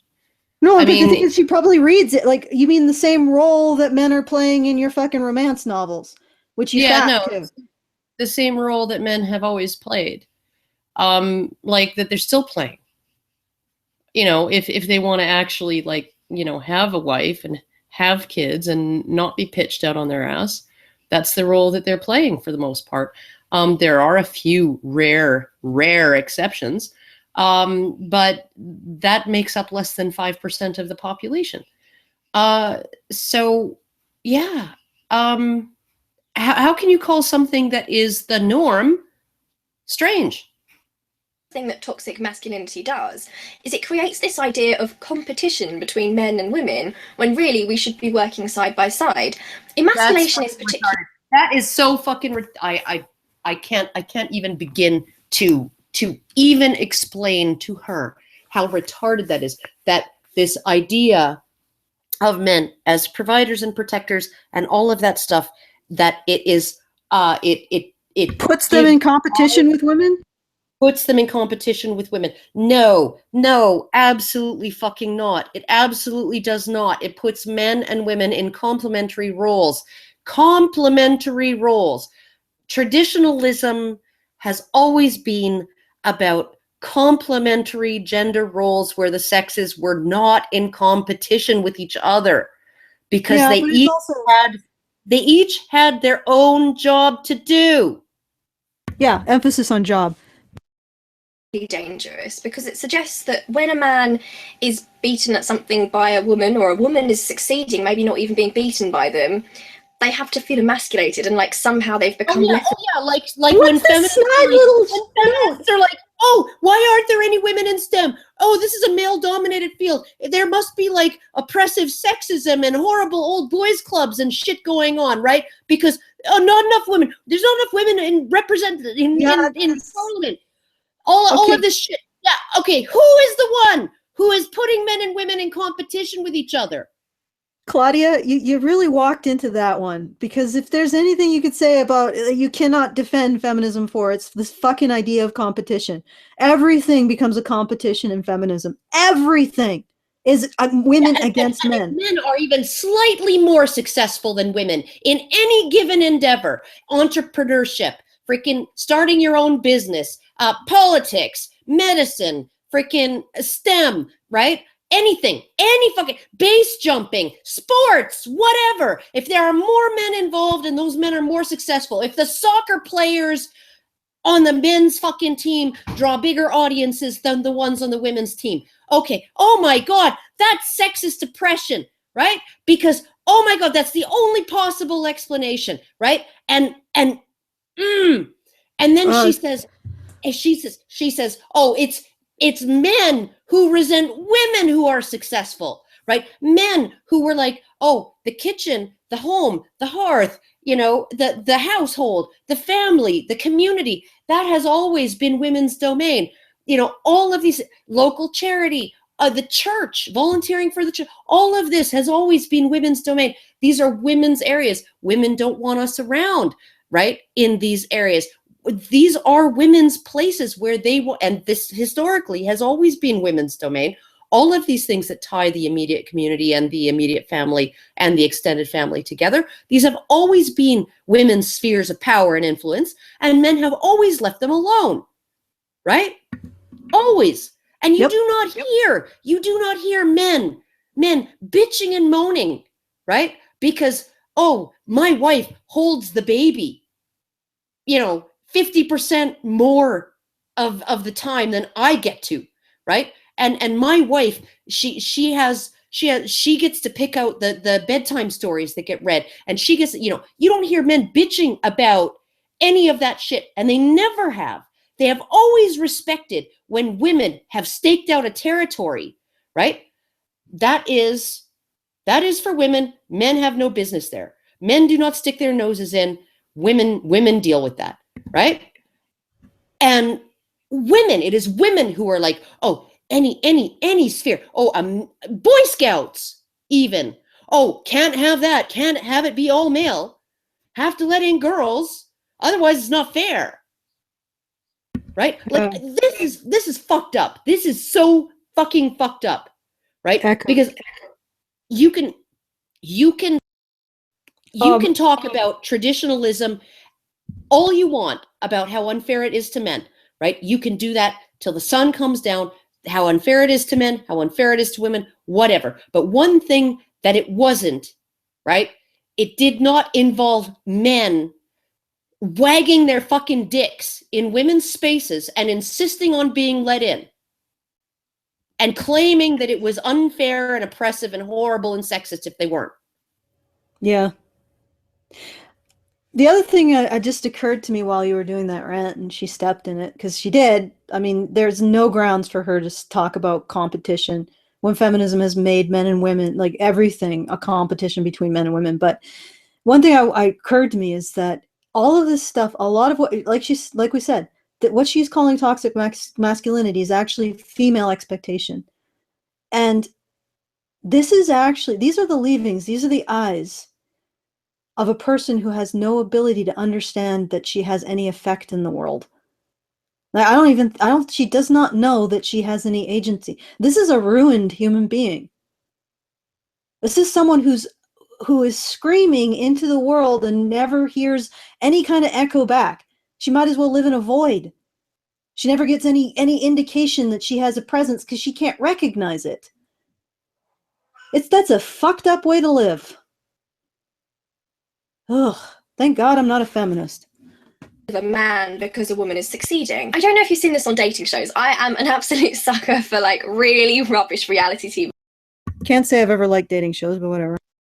Dating shows. Well, it's a very, and so very often feminine thing, right? you will see the women being coached by these dating people and saying, don't offer to pay for the date, don't be too assertive, don't give off masculine energy because you will emasculate the man and he'll feel embarrassed and his pride will be wounded by that. And then you also see that's one thing my husband has never said to me, Jonathan, that I emasculate him.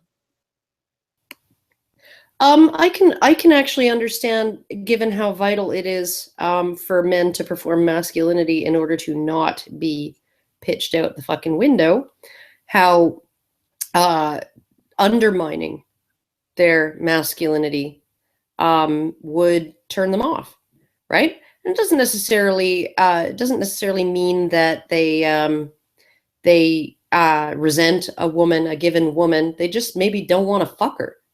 Mm-hmm. Well, the other thing is, what does she mean by undermining masculinity? Because Well, I would say, don't I would offer say, to pay for the date. Don't put off any masculine vibes. Blah blah. well, I mean, part of the don't offer to pay for the date is that we live in a society where that can be very quickly intuited as I don't want to see you ever again. But the masculine energy, what the hell does that mean? Like, I can't imagine that I have. I know that for myself, I am not, because I can't do the feminine thing. I am not feminine. I'm very direct. Social cues, yeah. No, I'll just say exactly what I think. And if you go away and you come back after like 3 weeks, basically nothing will have changed. I'll still think or feel exactly the way I felt 3 weeks ago. But I'm very direct and straightforward. I assume that's masculine. But I don't think that, for example, that is necessarily emasculating, because you can be direct and straightforward and masculine as a woman, and you can also care and be very, like, you can care very deeply about the men around you. You know what I mean? And I think it's a combination of trying to be really aggressive and treating the person as a competitor, Yeah. and treating your relationship in a zero-sum game. And it's not even the masculinity. That might just be an easy way of tagging it, since they got women like this constantly telling them about toxic masculinity. So when they see this kind of behavior in a woman, rather than identifying it as bullying or dismissive or abusive, they consider her masculine, Well, because I they've think associated those things with masculinity. I think too, when it comes down to sort of this don't emasculate him, right? If his masculinity depends on being necessary, if his masculinity is predicated on being necessary or disposable, then yeah, you don't want to, if you want to land the guy, you don't want to seem too independent. You don't want to seem like you don't need a man around to, I don't know, lift something heavy or whatever, just anything to justify his existence in your life. because if he can't justify his existence in your life through being useful, then you're not going to keep him around, right? So, like, women have to change. If women do not want to have to be constrained by these rules of don't be too masculine, don't be too pushy, don't do this, don't do that, because it will emasculate him, right? Then they also sort of on a societal basis, a broader basis, they have to actually demonstrate that there are women out there who are willing to keep men around, right? And not in the way that they do now, right? Where when you look at couples where the man is the sole or primary breadwinner, the financial decisions tend to be made 50-50 between the two of them. When you have couples where the woman is the sole or primary financial breadwinner, she hogs 80 to 85% of those financial decisions to herself. She does not give him equal access to there's no, all the money goes into a big joint bank account and he has equal access to the money. No, she's giving him an allowance, right? And he's being treated like, That like also an, happened in a lot of couples where the man is a primary breadwinner too, actually. well, yeah, that she has control over the money and he gets an allowance. Yes, in Japan that's actually customary. But when you look at how women who support men behave differently from men who support women, that needs to change too before Yeah. men are going to feel safe, and not feel emasculated by being made to feel unnecessary. Yeah, it's like if you want men to assume the position of primary agent, then you have to assume the position of primary patient. It's as simple as that. It just doesn't work otherwise. But if you, the thing is, I don't think that when you described Ellen as being attractive, there was a bunch of guys who popped up in the, or Ellen from Ripley, or Ellen Ripley from Aliens, as Yeah. being attractive. There was a bunch of men who piped up in the comments that she was attractive because you didn't have to take care of her and you knew that she would have your back if necessary, and it wasn't in an emasculating way. No. If you're a woman who is and Ellen Ripley is not feminine necessarily. um she's obviously female, but she's not a particularly feminine woman, and she's probably fairly straight and to business, right? But they found her attractive because of that. But the reason why they found her attractive because of that is because she wasn't masquerading as a strong, independent woman who still really at her core isn't strong and independent at all. And Or one she of the may be ways, strong and independent. She may be strong and independent, but a woman masquerading as strong and independent, but I'm only looking out for number one, yeah, right? that's a sort of And so I'm gonna asshole. pay for my shit, and you're gonna pay for your shit. Or how about this? I'm gonna pay for my shit, and I'm gonna pay for your shit, but I'm gonna make you feel like shit because I'm gonna I'm make you paying. feel like a worm. Yeah, Yeah. that's an asshole. Um, but the thing is that I forgot my damn it. That I had men want women that they can lean on. They do. They Yeah, just don't want women who are going to resent when they lean. yeah, and they're not going to feel safe if you are the kind of woman man leans on you and you resent it. And one of the ways that you can really tell when a woman really isn't strong and independent is when she needs to exteriorize her own agency on some bizarre conspiracy theory known as patriarchy. Yeah, the moment patriarchy leaves a woman's lips, you know that there's something psychologically going on, that she can't take full responsibility for her life. And independence is incompatible with that.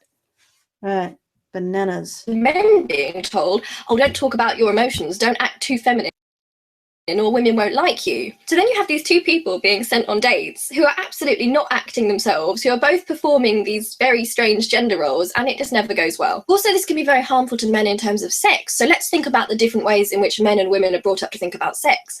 Within this Oh idea of God. toxic Oh God. Oh How God. fucking old is this girl? I don't know. I don't even know if she's even had sex. Um, Yeah.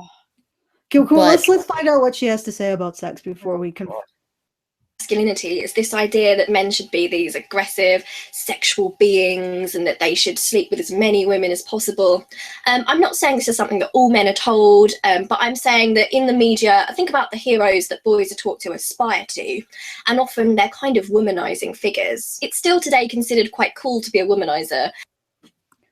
Sort of. Sort Well, of. well, I mean, I guess Gian was a womanizer. Yeah, no, well, okay, this is where pickup artists have actually done a lot of sort of, I guess you would call it field research and all of that, right? As far as female social proof. And there are studies that have been done. There was one, I think it was with ospreys, um, those sort of falcony kind of raptor birds, right? And what they did was they put a male and a female together, and the female turned her nose up at the male. I don't want to mate with you, right? And then what they did was they took the male and they took a bunch of stuffed female ospreys, stuffed birds, taxidermized, right? And positioned them around this male so that they were gazing adoringly at him. Okay, gazing adoringly at this male osprey, and then they reintroduced the female into the aviary, and what do you know, she saw all of these women looking at this male, and she thought, maybe I should credit him with hidden depths or something, because there must be some reason all these females are gazing adoringly at him. And then she went ahead and mated with him. She changed her mind, right? This is why men aspire to a reputation of, I guess I would call it ethical womanizing, right? Where they are admired and desired by women, right? And they can prove it, they can demonstrate it. They even OK Cupid has done research, on if you want your photos, if you want lots of click-throughs on your profile and all of this, include some photos of you with women who are better looking than you, even if you're not with them. Just, at a party, taking pictures with women who are better looking than you are, right? Out of your league, right? And you'll get more click-throughs, because the women who look at your profile are going to go, there's got to be some reason why these hot women want to hang out with this guy, right? I mean, none of this is socialization. Guppies do this. Guppies have female social proof, for fuck's sake. Okay, echo there. By these lovable womanizer characters we see all over the place in media. Now, as well as teaching men to see women as disposable objects, I think it's also really harmful to men. Have you ever... What? Wait. Whoa. Did she just sneak some shit in there? She's teaching men to treat women as disposable objects? I know, yeah. Bitch. Now you've done it. A man and a woman having sex, and the man not giving her a relationship that she desires, is not treating her like a disposable object. A man and a woman having sex, and the man then blowing her brains out, maybe, but not just having sex. You entitled prick, clit, schlicker, whatever. You entitled individual. You are a fucking stalker. What makes you think having sex with a man entitles you to a relationship with him? Really? You think so? You're a fucking stalker then. Because it doesn't. And it's not treating a woman as is it treating, okay, there are probably a good number of women who, after they have sex with a guy, don't ever really want to see him again. Are they treating that? Are those women treating those men as disposable? Like, do you understand the term disposable? Like, and furthermore, as a human being, as a woman, are you only ever valued when you're in a relationship with a man? Because that's the implication of what you've just said. You still remain the same human being you were before you had sex with them, than as after. How did you become disposed of? How did you become disposed of? You're not a good example of a strong, independent woman with stupid, idiotic thoughts like that. Like that, oh, if I have sex with a man and he doesn't have a relationship with me, I've been disposed of. By what criteria? Disposal usually requires some form of changing or becoming, not, I wouldn't want to say lesser, because maybe you will be seen as lesser, but did he manage to get you booted out of your house? Yeah, did he get you booted out of your family or your house, or did you die in the encounter? Like, how are you terming that to being disposed of? Or are you is your entire sense of self so wrapped up in what in her vagina? In your vagina, or what some guy thinks about you after you have sex, that you think you've been disposed of? Oh, Jesus. Seen guys at school like being teased because they're virgins or they're not very sexual. And I feel you have the flip side for girls. So if a girl enjoys sex, she's often called a slut or other horrible names, and people are really awful to her. But if you have a boy who isn't particularly interested, okay, I'm just going to insert my personal anecdotes here. I was somebody who was promiscuous in high school. And everybody knew it. Like, I didn't make a secret out of it. And I was not, I didn't have any kind of feelings of shame over it or anything like that. I didn't go out of my way to seek male attention. And when I entered into a one night stand, that was what it was. And then it was done. And we went to the same classes afterwards, and still were able to interact and hang out and be friends. That's how you do being promiscuous and never getting a reputation for being a slut. Is you don't act like you're ashamed of what you did, because you shouldn't be ashamed of what you did, or at least if you did it. Cock never made a wound worse. If you did it for the reasons that I was doing it, which was that I just really liked sex, and, there were guys around me that I thought were, nice. They, I had an emotional connection with them. I knew them, and it was just like, oh yeah, no, why not? It was never this sort of desperation for self-validation. I didn't dress like your quintessential floozy or slut. I didn't dress to get male attention. I didn't do any of those things. There was no hint, I don't think, that the reason why I was having sex was something other than that I liked sex. And because of that, I never got a reputation for being slutty.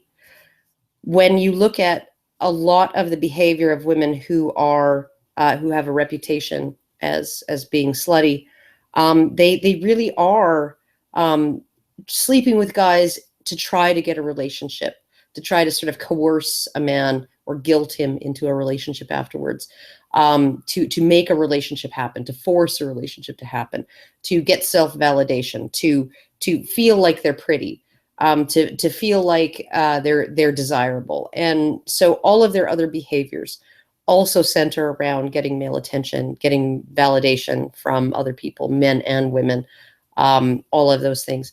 And so, yeah, it's a little more complicated than that, Claudia, just a little more complicated than that. And I will remind you, Claudia, that when I was in high school, that was in the mid 1980s, right? This was when, cohabitation, right? Living together without being married was still frowned on. I mean, like, sex outside of marriage was still kind of considered not okay. And yet somehow I managed to be a total slut without ever getting called a slut. It's just the most amazing thing.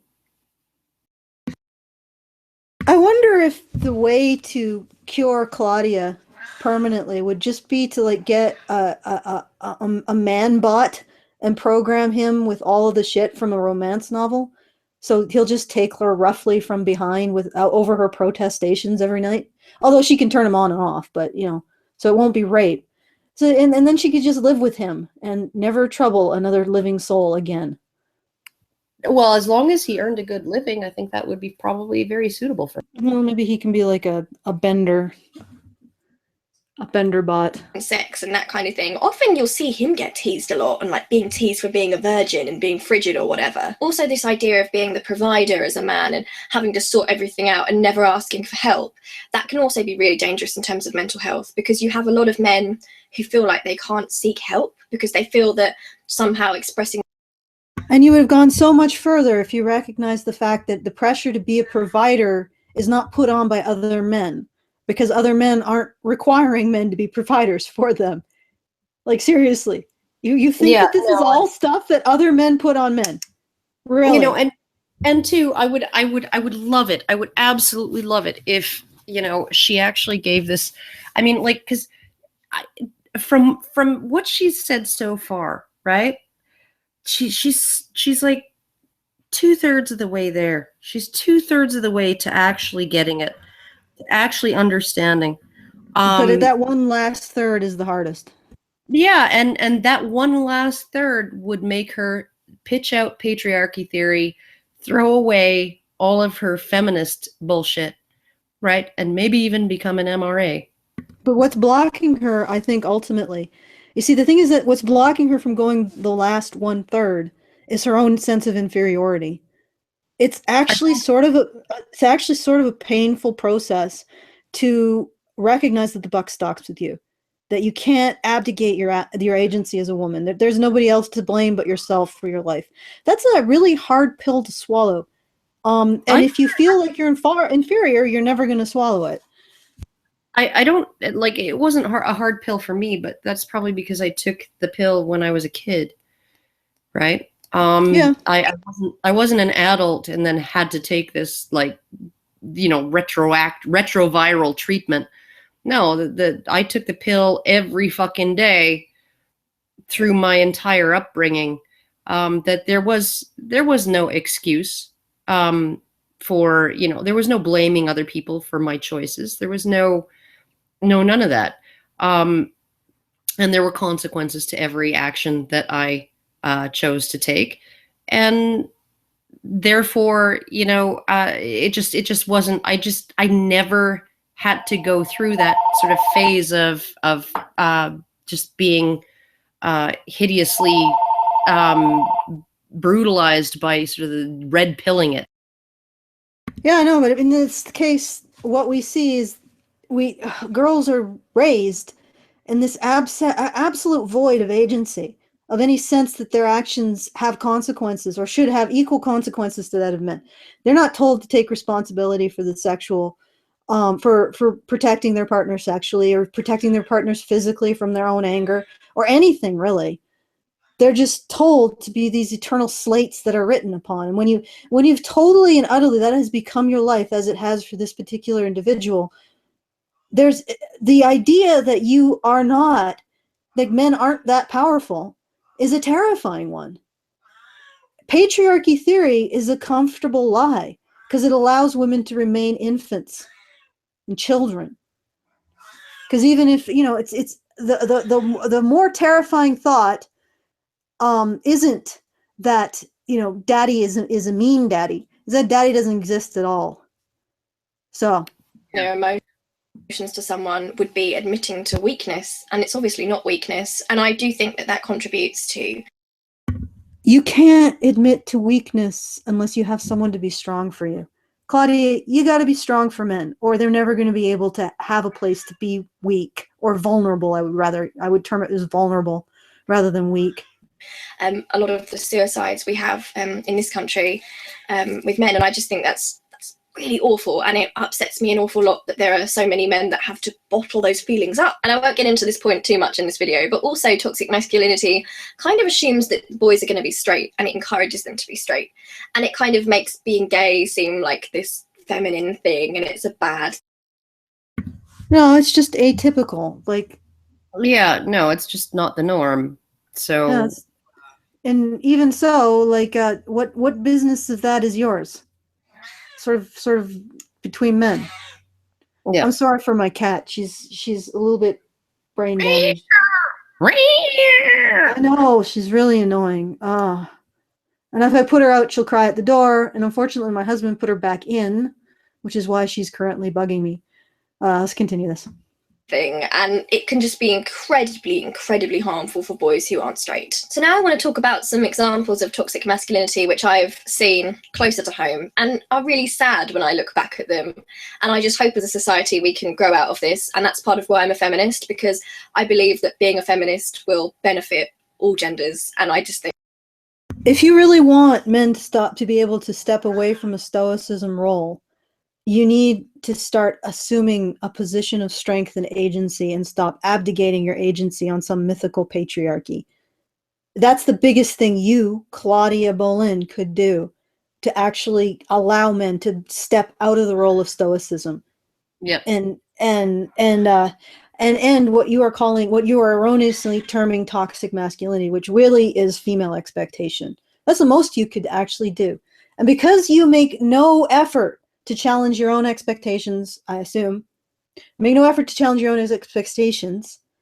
Well, she's blaming society, and she's not looking at what blaming society. Her own expectations might be. Yeah, she's not doing the work. Because she's not doing the work, she's not entitled to lecture anybody about what needs to be done to create a society in which men don't have to be stoic. Well, start with yourself. Start with yourself, Claudia Bolin. Start deconstructing your inferiority complex and all of the rationalizations for why you are not responsible for the world or need to do anything. It's somebody else's job to make the world the way you think it should be, when in fact you're the one who's creating it. So it's never going to be, unless you take responsibility for it. I can't handle the way a lot of people are happy to live in the society we live in right now, but for me, I see these things happening to all genders, and I see the way people are treated and the way we're sort of forced into gender roles, and it just seems ludicrous to me, and I just wish we could get out of it. But there was a male relative of mine. It seems ludicrous to her, right? With her 8-inch thick pancake makeup and, her very, very feminine way of presenting herself. These gender roles seem ludicrous to her. Yeah, they just seem practical to us. When I was but young. Maybe that's because we have different ideas. I'm not even saying that, like, I'm not getting on any woman who decides that she wants to wear makeup, who decides that she wants to do her eyeliner with the little wings, the little flippy wings and stuff, and wear lipstick and all of those things. I think that that's all fine. Have long hair, wear jewelry, all of those things. That's totally fine. But don't do that while complaining that gender roles and gender signifiers are absurd impositions that are just forced on you. If you want to defy gender roles, if that's what you want to do, then do it, right? And one of the first ways that you can do it is to, like, get some makeup remover, take all of that shit off your face, put your hair up in a ponytail if you want to keep it long, right? And just not worry so much about how you look. Yeah, that's a funny thing, because when Claudia Bolin defies her supposed gender stereotypes, nobody's going to get on her case about it. She takes that makeup off. She stops acting in such an obviously feminine manner. Very few people, there may be people who are like, yeah, you look better. But if a man defies his gender role and gender he's not going to be so sanguine. So she's asking men she's asking men to climb Mount Everest while she's refusing to climb a small hill because it's just too big. Yeah, because the gender roles for women are much more open, and they always have been. you know, like even looking at a society like like Iran, right? The gender roles for men there are absolutely fixed. And the gender roles for women, they can attend university, they can get an engineering degree. At least they could until a few years ago, when the government said, okay, well, we're going to have to eliminate female participation in certain degrees, certain programs, because they never go on to work in those fields, and we can't afford to pay to educate women to be engineers if they're not going to work in those fields. You know, they're going to take spots away from men, and we need engineers. That's why we have engineering programs. So essentially, women have always been much more free. Women have always, it has always been easier for a woman to work outside the home than it has been for a man to be a house husband. Always. Always. And for his birthday, he wanted like a Snow White playset. It was literally just a Snow White cottage with the 7 dwarves and Snow White in it, and it's pretty gender neutral toy. I mean, all toys are technically gender neutral, but this toy was not marketed to any particular gender. Now, my family This is just a banana to make sure that we don't deal with the DMCA.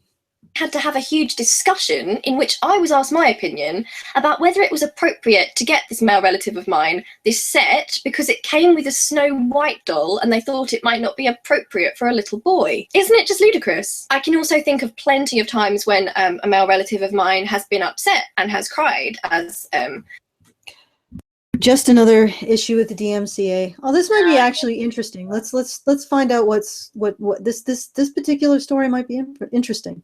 I was just wondering when she was talking about the Snow White doll thing that maybe they were just concerned that he wouldn't like it or something, but whatever. a young boy, and If he was asking for it, then it is about, you know. I gotcha. maybe even as a teenager, and they've been told to man up, that they're being a wuss, that they're acting like a little girl. What kind of damage is that doing to boys when we tell them that when they express a normal human emotion like crying, that they need to just bottle it up? I actually think that's evil, and it's so commonplace in this. What's interesting has just occurred to me. We reserve certain emotions and their expressions for girls. And women. Yeah, and it's not actually that. You see, the thing is that where men and boys are is that having usually been raised by women, and their first experience of like human intimacy in the sense of human belonging is, of course, female. So as they grow up, they want to differentiate from that. So it's not like it's a contempt towards girls or women, but just a desire to be different from them. Well, yeah. And if the messages that you get from the culture is that, you know, make yourself necessary to women or be disposable, then how do you make yourself necessary to women without being different from them? Exactly. Society, and it makes me feel so angry. And I just know that if when I'm older I have a little boy, that I'm going to make sure that he can show. Are you going to teach him he's your oppressor? Are you gonna get out the Male Tears coffee mug when? Well, you know, maybe she won't do that, but how are you going to explain to him your patriarchy theory? Yeah. Emotions as openly as he wants. I don't want to do that to him. Also, with this idea of toxic masculinity, you have this strange pushing of heterosexuality on little boys. So you'll have even babies. No, it's not strange. It's not strange. It's just the norm, right? Well, and she might actually. On your kid. And you know, honestly, we are not. Our society is not yet at the point, right? And my boyfriend has said this about my youngest repeatedly, right? I'm kind of wondering, you know, maybe your youngest is maybe just like he's batting for the other team type thing, right? I mean, my kid's 13, so I mean, it's a little early to tell. And they've had a talk about it, and my son is like, no, I like girls, I do, right? And my boyfriend is like, it's not a problem, right? It's not an issue. It's not something that he thinks is a bad thing, other than the fact that if my son was gay, his life would be more difficult. And it wouldn't just be more difficult in terms of social acceptance. It would also be more difficult in terms of the pool of potential romantic partners is much smaller, right? I think it's a toss-up, actually, at this point in time, Karen. I mean, for most part, I am, people don't know this about me because I'm not quite as vocal about it as you are. I am bisexual, but when I see most women, I'm like, yeah, you're the reason why I would never do anything. Like, just, I would not want to have to deal with this shit at Yeah, all. no, it's like when I was being interviewed by Tommy Sotomayor, and he's like, "Okay, so you're bisexual. Why, And like, have you ever been in a relationship with a woman?" And I was like, "No. All of my long-term relationships have always been with men." And he's like, "Oh, why?" And I'm like, "Well, I prefer something a little more straightforward than what you get with a woman, right? What you get with a woman is a lot of, well, if you don't know what you did wrong, I'm certainly not going to tell you, right? And things like that." And whereas with men, they're much more, if you actually come right out and ask and make them feel safe to tell you what their problem is, what their issue is, they're much more likely to actually just come right out and be honest Yeah, about this it. is actually remarkable to listen to a woman lecture men on how to talk about their feelings. Because no, the shit that I have dealt with women when they refuse and they just sit there and they stew for a couple months over something you've said months ago, and then they blow the fuck up and they blow the fucking roof off, and you're like, what? Seriously, you couldn't have brought that up to me 2 months ago, and I could have said, this was my opinion, this is my perspective. You could have told me your perspective. Even if it upset you, we could have talked it out. No, you had to sit on it for 2 fucking months. And the people who are masters at this kind of shit, sitting on stupid shit for 2 fucking months without bringing it up, they're the masters of this, of not talking about their emotions. Have the gall to turn around and point at the finger at the people who are the men who usually just don't talk about it unless it's absolutely critical. But when they do, they're completely Yeah. honest. Oh no, And it's over with. it's absolutely hilarious. It's like that Bill Burr bit where he's like, you're in a fight with her, and if she's in the right, she stays on point. She makes sure you stay on point, right? And she will fight her fight until you are on your knees begging for forgiveness. Fine, no problem, totally respect it, right? When she's right, right? When she's wrong, she goes rogue. She goes off road, right? And you're trying to stay on point. Meanwhile, she's like, trying to formulate in her mind, like she's stirring this cauldron, right? Trying to come up with some like completely fucked up thing that she can say that will piss you off so much that you just call her a cunt. And now you're in this room now. Well, that's no excuse to call me a cunt, right? And now the argument is about this, right? And then an hour later, I'm doing dishes for the 9th time in a row, thinking, how did I lose? How did I lose this argument? 9th time in a row, I'm doing dishes, right? Like, it's because they save shit up, right? They say they forgive, but they don't, and they never forget, and they bring it up. They bring it up years, uh, Yeah. you know, years into the future. They will bring up this way that you hurt them, right? And they will not be honest about it, right? Like, I was honest with my ex, right? When he asked if there was some way we could reconcile, if there was some way that we could work it out, and I said to him, right, things had gotten to the point, they had gotten so bad that the moment that he even gave any hint or suggestion that he was slipping back into the old pattern of behavior, right, I would be right back where we were a year ago. That's where I would be psychologically, right? I could not. There's just no way.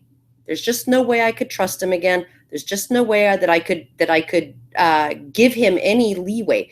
There was no way that I could stay with him in a way that he could be free to step off the straight and narrow ever, right? That's no way for a man to live in a relationship that's completely unforgiving, right? So it was done, right? And I told him that. I was honest about it, right? Women are not honest generally about this. They'll be like, oh yeah, no, we can work it out, we can work it out. And then the moment that he steps off the line, off the dotted line that she's laid in front of him, then, you know, we're right back there, and all the resentments come out and all of that other shit comes out, right? And she's not willing to say, oh, I'm going to leave it behind. And she's not willing to say, oh, I'm going to not leave it behind. I can't trust myself to leave it behind, so it's over, right? Women, they just cannot be honest. They can't. That's why I don't fucking date them. Also, Yeah, they manipulate you with sex. yeah. This is well, I haven't had that, but I just don't want to deal with some. When you say that your son is going to have more trouble if he was gay than if he was straight or bi, I guess. I think that, you know, that's not necessarily the case, because at the very least, you know, gay men, they don't have to date women. Well, yeah, okay. There is that. And, you know, but on the other hand, like, you know, most parents would like their kids to just sort of be able to fit in to, you know, and it doesn't matter whether you know, oh, if you're gay, I love you just as much. I'll support you no matter what, right? But on the other hand, I would really rather you weren't gay because, right? Because you'll fit in to normal society better, and you know, and it'll just be a lot of things will be easier for you, right? And that's just the way it is, right? That's just the way. And so I can understand the impulse on the part of a parent to not want to face the possibility that their child is gay, or to, if they have a young child who's maybe giving out signals that they might be gay-ish, to try and, you know, nudge things in the other direction. I can totally see that impulse. I can absolutely totally understand that. And it has nothing to do with homophobia. It has to do with wanting the easiest, nicest, most pleasant life for your child, right? That you can give them. Maybe it's misguided, but I don't think the intention is homophobia. I don't think the intention is just forcing your kid to be straight. Let's find out if that's where she was going. We'll have little boys showing the slightest interest in a woman. Like, you will have a male baby and the baby will like smile at, like, I don't know, like some woman going past the pram, and people in the family will say, oh, he's such a lady killer, he's such a ladies man, look at that little heartbreaker. And then as we get a little bit older, let me share with you some advice that my brother and I both Oh, that is slightly creepy, but for different reasons. received from the same relative, which Whatever. It's just joking. Like, it's just teasing, right? It's like, oh, you better lock up your daughter, right? Yeah, I guess you're right. But You let's know, get the boys off with a stick, you know, the whole bit. You know, it's just acknowledging that the boy is cute and he's getting female attention, and, you know, and the whole bit, right? And yeah, I don't have. very, very strange. So my brother is being told by this male relative, how many girlfriends do you have? How many girls are you interested in? Are there any hot girls around? Oh, you're such a ladies man. Oh, that's great. Good on you. And then honestly, I swear to God, like 2 seconds later, I am told, don't have anything to do with boys. They only want one thing. Stay away from them. It's just absolutely. that is a bit dumb.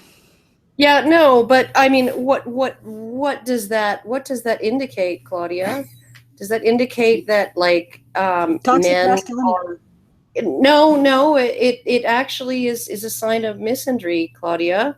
It's the Misandry don't reels. hatred, distrust, or contempt for men. That's textbook misandry, Claudia. Not toxic masculinity, but the hatred and distrust and contempt of men. That's what it is, Claudia. Yeah, and also the other way around. It's like your brother's being a social climber, whereas you are dating a You're member of the slumming. staff. You're slumming. Slumming. We just explained that to you, so it's absolutely mind-blowing the way that we teach boys that in order to get approval and to be cool and to be accepted, they have to be these super sexual beings. No, they just have to have associate. the approval of women. They have to associate with women and have the approval of women. Think about that, Claudia. Boys get approval, social approval from associating with women or with girls. Girls get social disapproval from associating with boys. That has a word for it. It's not I misogyny. know. Like the whole idea of a soiled woman. Well, what soiled her? Oh, she got a little too close to a filthy, disgusting man, didn't she? And soiled herself. Yeah, no, isn't that interesting? That says so much more about the woman than the man, right? It says so much more about women than men, right? That we can consider a woman soiled just because she allowed a man to put his penis inside her body. Yeah. And then when it comes to girls, it's like, oh no, stay away from anything sexual. No, it's no good for you. Stay away. It's a really Yes, because for girls, sexual means boys, and for boys, sexual means girls. So what you're saying is boys are told girls are great, and girls are told boys are gross. Well, congratulations, you turned that into misogyny. I don't know if I don't have a fucking clue. weird thing as well, considering that this toxic masculinity idea is so rooted in heterosexuality. Because, like, who do they expect that these boys are going to be? Do you know why it's rooted in heterosexuality? Because what it really is female expectations on men. Well, on top of that, pretty much everything is rooted in heteronormativity, right? Because heterosexuality is normal. And I'm not saying that being gay or trans or bi or asexual or anything else is somehow bad or wrong, but the norm for most people is heterosexuality. That's just the way it is in every single sexually reproducing species that has both sexual reproduction and sex, as in a male sex and a female sex, as opposed to slugs and things like that are agendered or asexual but reproduce sexually. In every single species, heterosexuality is the norm. Having sex with, like, it doesn't make any sense to me. I'll just talk about one more example, which happened like a week ago. There's a male member of my family that wears jewelry, as a lot of, like, it's quite fashionable for young men to wear jewelry at the moment, isn't it? And he is repetitively told by older relatives that men don't wear jewelry, it's not appropriate, they don't like it, it's too girly, it makes him look like a girl. And a lot of guys tell me my hair makes me look mannish and it's not appropriate for a woman and blah blah blah. There are a lot of not guys either, women too. I've had a lot of women, a lot of feminist women tell me that I look mannish, I look masculine, I look like I'm trying to be a guy. All of these things, right? That it's not appropriate, that obviously I hate women and I hate femininity because I have this short hair and I present myself this particular way, right? It's just not what people are used to. And honestly, the freaking 50s dad, he told his hippie son, oh, long hair is, get a haircut and get a job, son, right? What are you doing with that long hair, right? Yeah, no. Oh my goodness, it's almost as if there are ways that young people decide they're going to buck the standards of the older generation, and the older generation is going to display disapproval of that. It's the most amazing thing. Well, when I think about, whether or not people approve or disapprove of my looks, all I have to consider is, well, are you giving me sex? If you're not, I don't give a shit. Moving on. This is like a chain of metal around his neck. Are we really going to gender that? And these are the subtle, sinister ways in which toxic masculinity is taught. There is no patriarchal rulebook which teaches it from birth. It's just this subtle pressure from society. It's the way people around you are taught to adhere to this way of thinking. And you're sort of taught as you get older, this is the way you have to behave, otherwise you're going to be ostracized, otherwise you're going to be laughed at. And I feel like a lot of boys end up giving into that pressure, and it's really, because you're going to get laughed at. I just want to go back to this thing, a chain around her cousin's neck, right? And oh, it's so disapproved of because it's not masculine or whatever, right? And then you look at masculine norms in in sort of inner city Black communities, and you see lots of chains around men's necks. Like these are cultural standards. These are very flexible cultural standards that are just like, oh, in this culture, being a man means you're gonna wear this, right? 190 years ago, being a man meant wearing a powdered wig that was essentially like long white hair that was styled very nicely, right?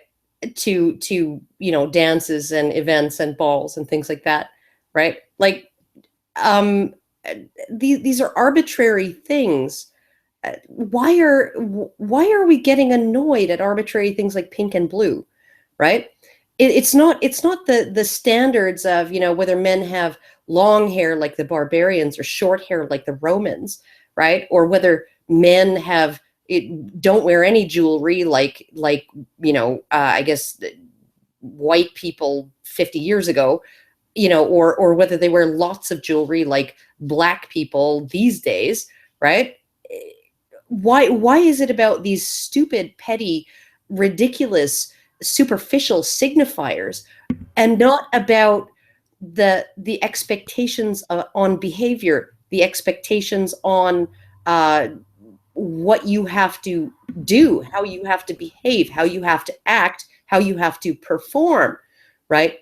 In order to maintain your masculinity or your femininity.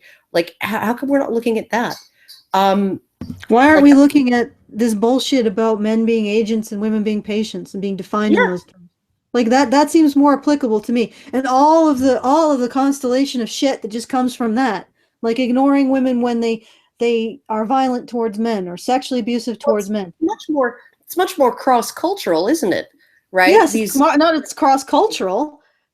It's also more important. Like I'm going to be an asshole. Pink and blue, not important. Snow White doll, not important. Man losing his children, important. Male rape victims having nowhere to go, important. Male fathers who are being abused by their wives, being stuck because they don't know if they leave that their kids are going to survive, important. Everything you say, Claudia, not important. Which begs the question. Just so sad. So obviously I absolutely hate toxic masculinity, and I hope that in this video I've kind of I absolutely hate female expectations. Yeah, I Jesus. bet she does. described what it is. I hate the fact that men have to be held to these standards of stoicism and providership and swallowing their emotions so women can have their weaknesses and vulnerabilities. I absolutely hate the expectations that are put on men by women. I know it absolutely can sound awful. I mean, people. And the funny thing is that when men teach each other this shit, they're not teaching it for their own benefit. How does a man benefit when he teaches his son not to hit a girl? How does a man benefit when he teaches his son to suck it up? How does a man benefit when he teaches his son to be a provider and a protector of women? Doesn't. He's simply teaching his son what he was taught. And he was taught it because that's what he needed to be to get a wife and have a son. And Well, guess who? He's Guess teaching who? his son. He's teaching his son what his son needs to do to be successful and thrive. With women. People who don't know what it is, I imagine just hearing the words toxic masculinity, especially with this idea of feminism, which floats around, which paints feminists as man-hating. I imagine it sounds absolutely awful, but it's really not. It is this idea of men having to perform this one particular sort of masculinity. And I need to emphasize here that there's nothing wrong with being a man. It's just that being a man comes in lots of. Oh, thank you. Like, I appreciate that you did that. There's nothing wrong with being a man, as long as I approve of it. Very generous of magnanimous. you. Very Yeah. magnanimous of her to That's a approve. good word. Magnanimous. Very magnanimous of you, Claudia Boland, to allow men to exist in your version of what they should be. Incidentally, that's exactly toxic masculinity. Pretty much. Because men living up to what a woman's version of what they should be requires, by definition. Men not being present in their own emotions and how they feel. If they're going to live up to what you want, that means they have to be more present for your feelings. And the first start in that is to set aside their own. There you go. Different shapes and sizes. It's like the idea of a real woman. It's ridiculous. People are just people. They have different personalities and traits, and it is extremely. It's ridiculous because every woman who is biologically, like has a womb and bleeds, is considered to be a woman for no other reason. Frustrating that men are expected to fit into this very, very, very small box of what being a man is, and this is also very harmful to them and also to women. It is. How is it? This is the thing that. How is it harmful to women? I guess she did say it infantilizes women, and it does. Well, that's good. You're right. It does infantilize women, but I don't think that's. Well, maybe that was what she's saying. In which case, kudos. Yes, you're right. It does infantilize women.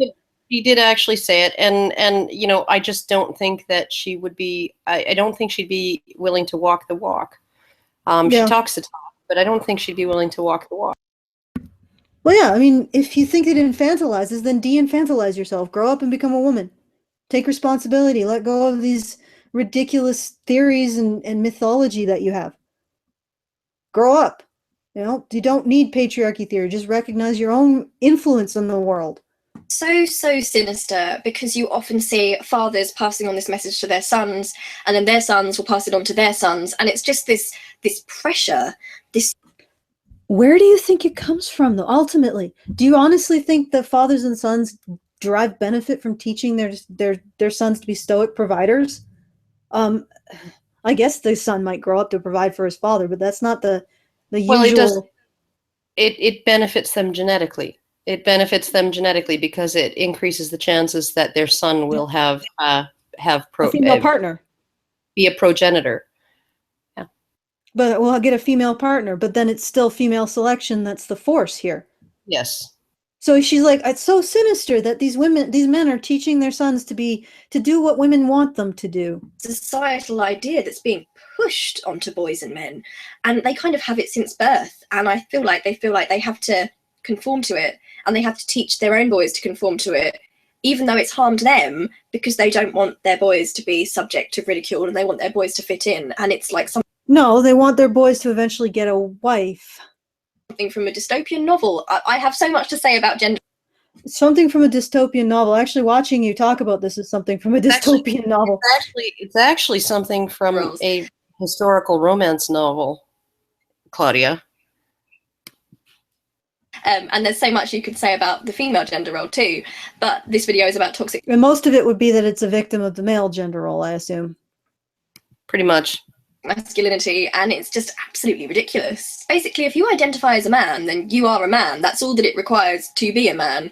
I really yeah, well, okay. hate toxic masculinity. I hate putting people into. I mean, even if men want to think that, this still is the very, very great pressure of appealing to women socially that you have to. Well, okay, but okay. So if like, okay, what is MGTOW if not a bunch of men identifying as men on their own terms without using female validation as a yardstick? That's exactly what MGTOW is. I'm just going to be myself. I'm a man, right? I deserve basic human dignity, and I'm just going to go do my own thing. And I'm not going to try to live up to any female expectations.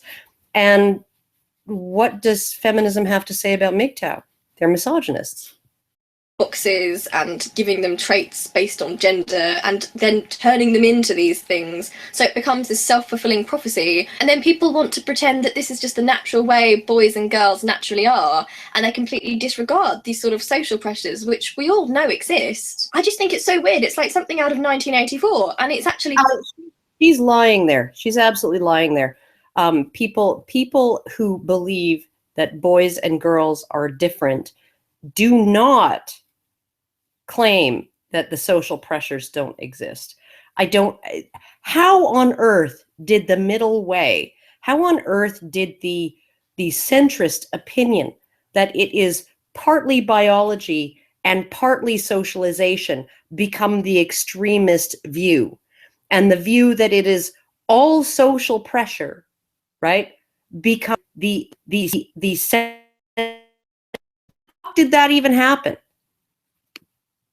Quite scary to me that a lot of people don't ever think about it. Maybe I think about it quite a lot because I have a little brother and we've grown up very closely, so we've both seen the way we are both treated, even in this supposed like non-sexist place, which is the United Kingdom. All I know is that if in the future you're probably treated much more gently than he is, and you know, people defer to you, and people are nice to you, and people probably don't yell at you as often as they yell at him, and you know, and they allow you to express your emotions, and when you're mad, they don't feel like calling the police, you know, and all of these things. It's just the most amazing thing, you know, like you're treated way better than your brother, but you're a feminist because you're oppressed. I have a little boy. The big thing that seems to be the difference between they were treated was your brother was expected to assume a position of responsibility over you. Isn't that interesting? Yeah, Yeah, at age 4. At age 4, no less. I think it was 4. But it's like he was expected to assume a position of responsibility over. Do you understand that? He was supposed to take on your needs and vulnerabilities as his clarion call and his reason for existing. You haven't really explored that aspect. Yeah, sure, it's infantilizing to you, but think also what that means about what you're calling toxic masculinity. What you're calling toxic masculinity is telling a 4-year-old boy that he's now responsible for an adult woman's emotional needs and her needs in a household. Now, whether or not I mean, the damage is done. The father's gone and been treated as expendable. So, you know, maybe giving him that role gives him a sense of purpose. But why should a 4-year-old boy have to need a sense of purpose, a sense of a reason why his family won't reject him? Think about that. I'm going to bring him up to just be himself. And I'm going to try and shield him from as many of those pressures as possible. And it's going to be hard because of the world we live in, but I hope that the work I do as a feminist and the work that other feminists do will kind of help boys in the future, as well as helping girls.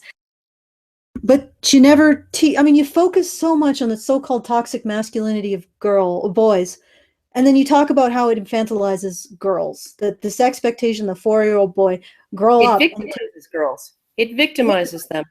Okay, It doesn't. victimizes girls. It doesn't put women in the driver's seat. It doesn't actually acknowledge that women are driving all. Feminism is exactly the more of the same. It's once again not putting women in the driver's seat. Because I can tell you everything, every logical excuse that feminism has for patriarchy is easy to dissect and destroy logically. And I can't believe that these women are so stupid that they can't see that. So it's a willful desire to believe that women aren't in the driver's seat. Because it's so obvious to me that women are in a way that men aren't. And I have so much evidence for it. This is a rational conclusion I've come to from the evidence. I can give you many, many, many logical arguments. And I could provide them to Claudia Bolin. I could show her exactly where patriarchy theory falls down over and over and over again, where men have vulnerabilities and are treated in ways that are very expendable. And to every rational argument, I would essentially be throwing my tomato rational arguments at the brick wall of her need to feel like she is inferior to men. She needs to feel like they're in the driver's seat. And until she gets rid of that need, there is no fucking rational tomato that will penetrate that big brick wall. Yeah, no, she will not. She will not acknowledge that she's the one with the steering wheel in her hands and her feet on the pedals. She won't acknowledge that. And the moment, until she acknowledges that, she's not going to solve any of these issues. She's not going to be able to apply an effective cure because she has misdiagnosed the disease. The disease is not patriarchy. The disease is like the whole patriarchy has the causality backwards. Patriarchies do not cause gender roles. Gender roles within specific environments create patriarchies. That's how it works, right? So if you want to tackle gender roles, right, you have to acknowledge that gender roles came first, patriarchy came second, right? And that gender roles in and of themselves, right, are just about division of labor. That's all they are. They are about a gender division of labor. That's And they're it. perpetuated mostly by women. But here's Yes. the thing. Till she needs men to be her villain and her savior entirely. So until she gets to the point where she doesn't need that anymore, this is what's so frustrating.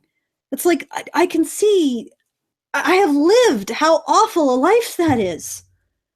And not realizing that your reality is entirely under your construction. I mean, I had to learn that lesson over and over and over again to challenge my mental illness and my phobia of public spaces and the phobias that I have. I had to learn that I was constructing my mental reality. I had to learn that until I absolutely understood it, I would not get any progress with my mental illness.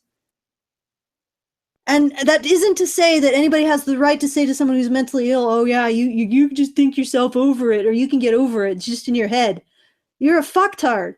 I mean, this kind of rehabilitation takes as long, if not longer, than rehabilitating someone's broken leg. But it's still, at the very core, is the recognition that you create your reality, nobody else, and you can change it.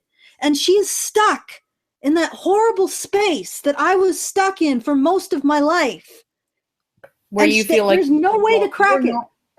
Where you feel like you're not the arbiter of your fate. You feel like Yeah. you are not the first person who has, the primary decider of what happens to you. And sometimes you're not. Sometimes, the plane crashes and, you weren't the pilot.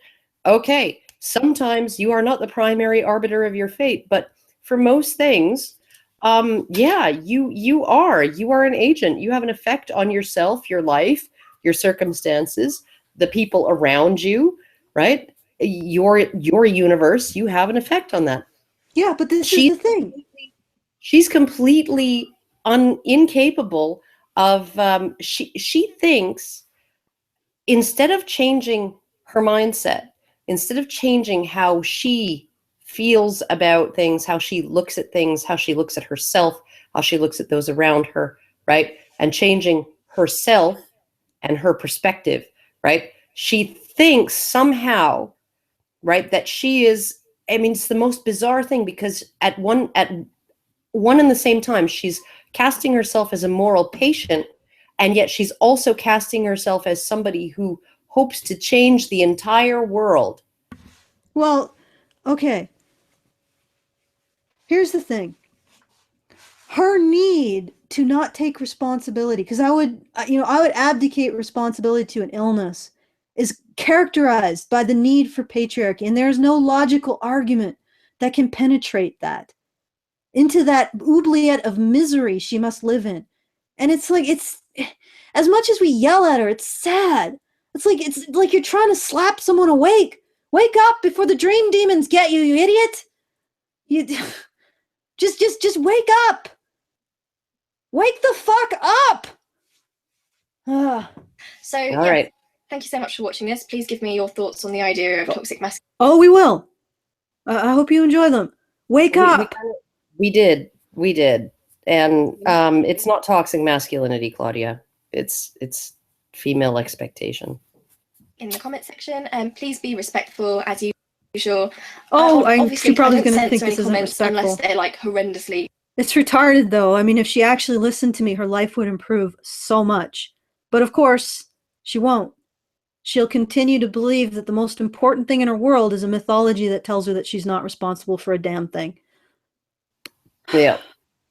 Abusive, but just say what you think, and next week we will make a response video. Okay, I love you loads, and I'll see you really soon. Bye. Ugh.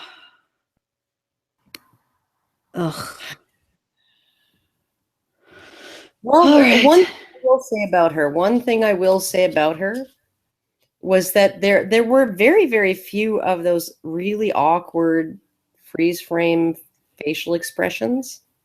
Where she looked like she was like really smug. Evil, or like about to like gnaw somebody's throat, or rip them limb from limb. She didn't look like that. ever. Yeah. Um, Okay. Well, I'm feeling like winding this to the close here. yeah, no, we got to go. It's been like 3 hours. Yeah. So Oh. thank you for coming this far with us. We appreciate you listening. If you have any suggestions, ideas, concepts you'd want to bitch at us, topic@badgerpod.com. Just put in paragraphs. If you don't put in paragraphs, I'll just send you a message say, could you reply to this with paragraphs? I won't Yeah. read it. So even if you're like you're talking about your horrible thing that you're like, I don't know, whatever. I won't read it if there is no paragraphs. I'll just send you a message telling you to put it in paragraphs. So if you have anything that you want to tell us, just topic@badgerpod.com. And once again, if you want to support She for He initiative, Simon Fraser advocacy of men and boys, it's going to be interesting because I'm going to be the one speaking. So yeah, that'll be interesting. First ever. Yeah, well, She's not. gonna I she's spoke gonna at. pop her public behind the podium men's rights speaking Well, event. yeah, for men's rights, yeah.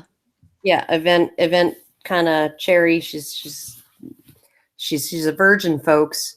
This will be the first time she'll be standing behind a God. podium at a microphone speaking about men's rights to a captive audience for more than just a few minutes. Yeah, and but Karen will be there as well, and so will Yeah. Hannah. So yeah, please do check that out. And if you want to support it, www.feedthebadger.com. And I'm gonna say, have a very good afternoon.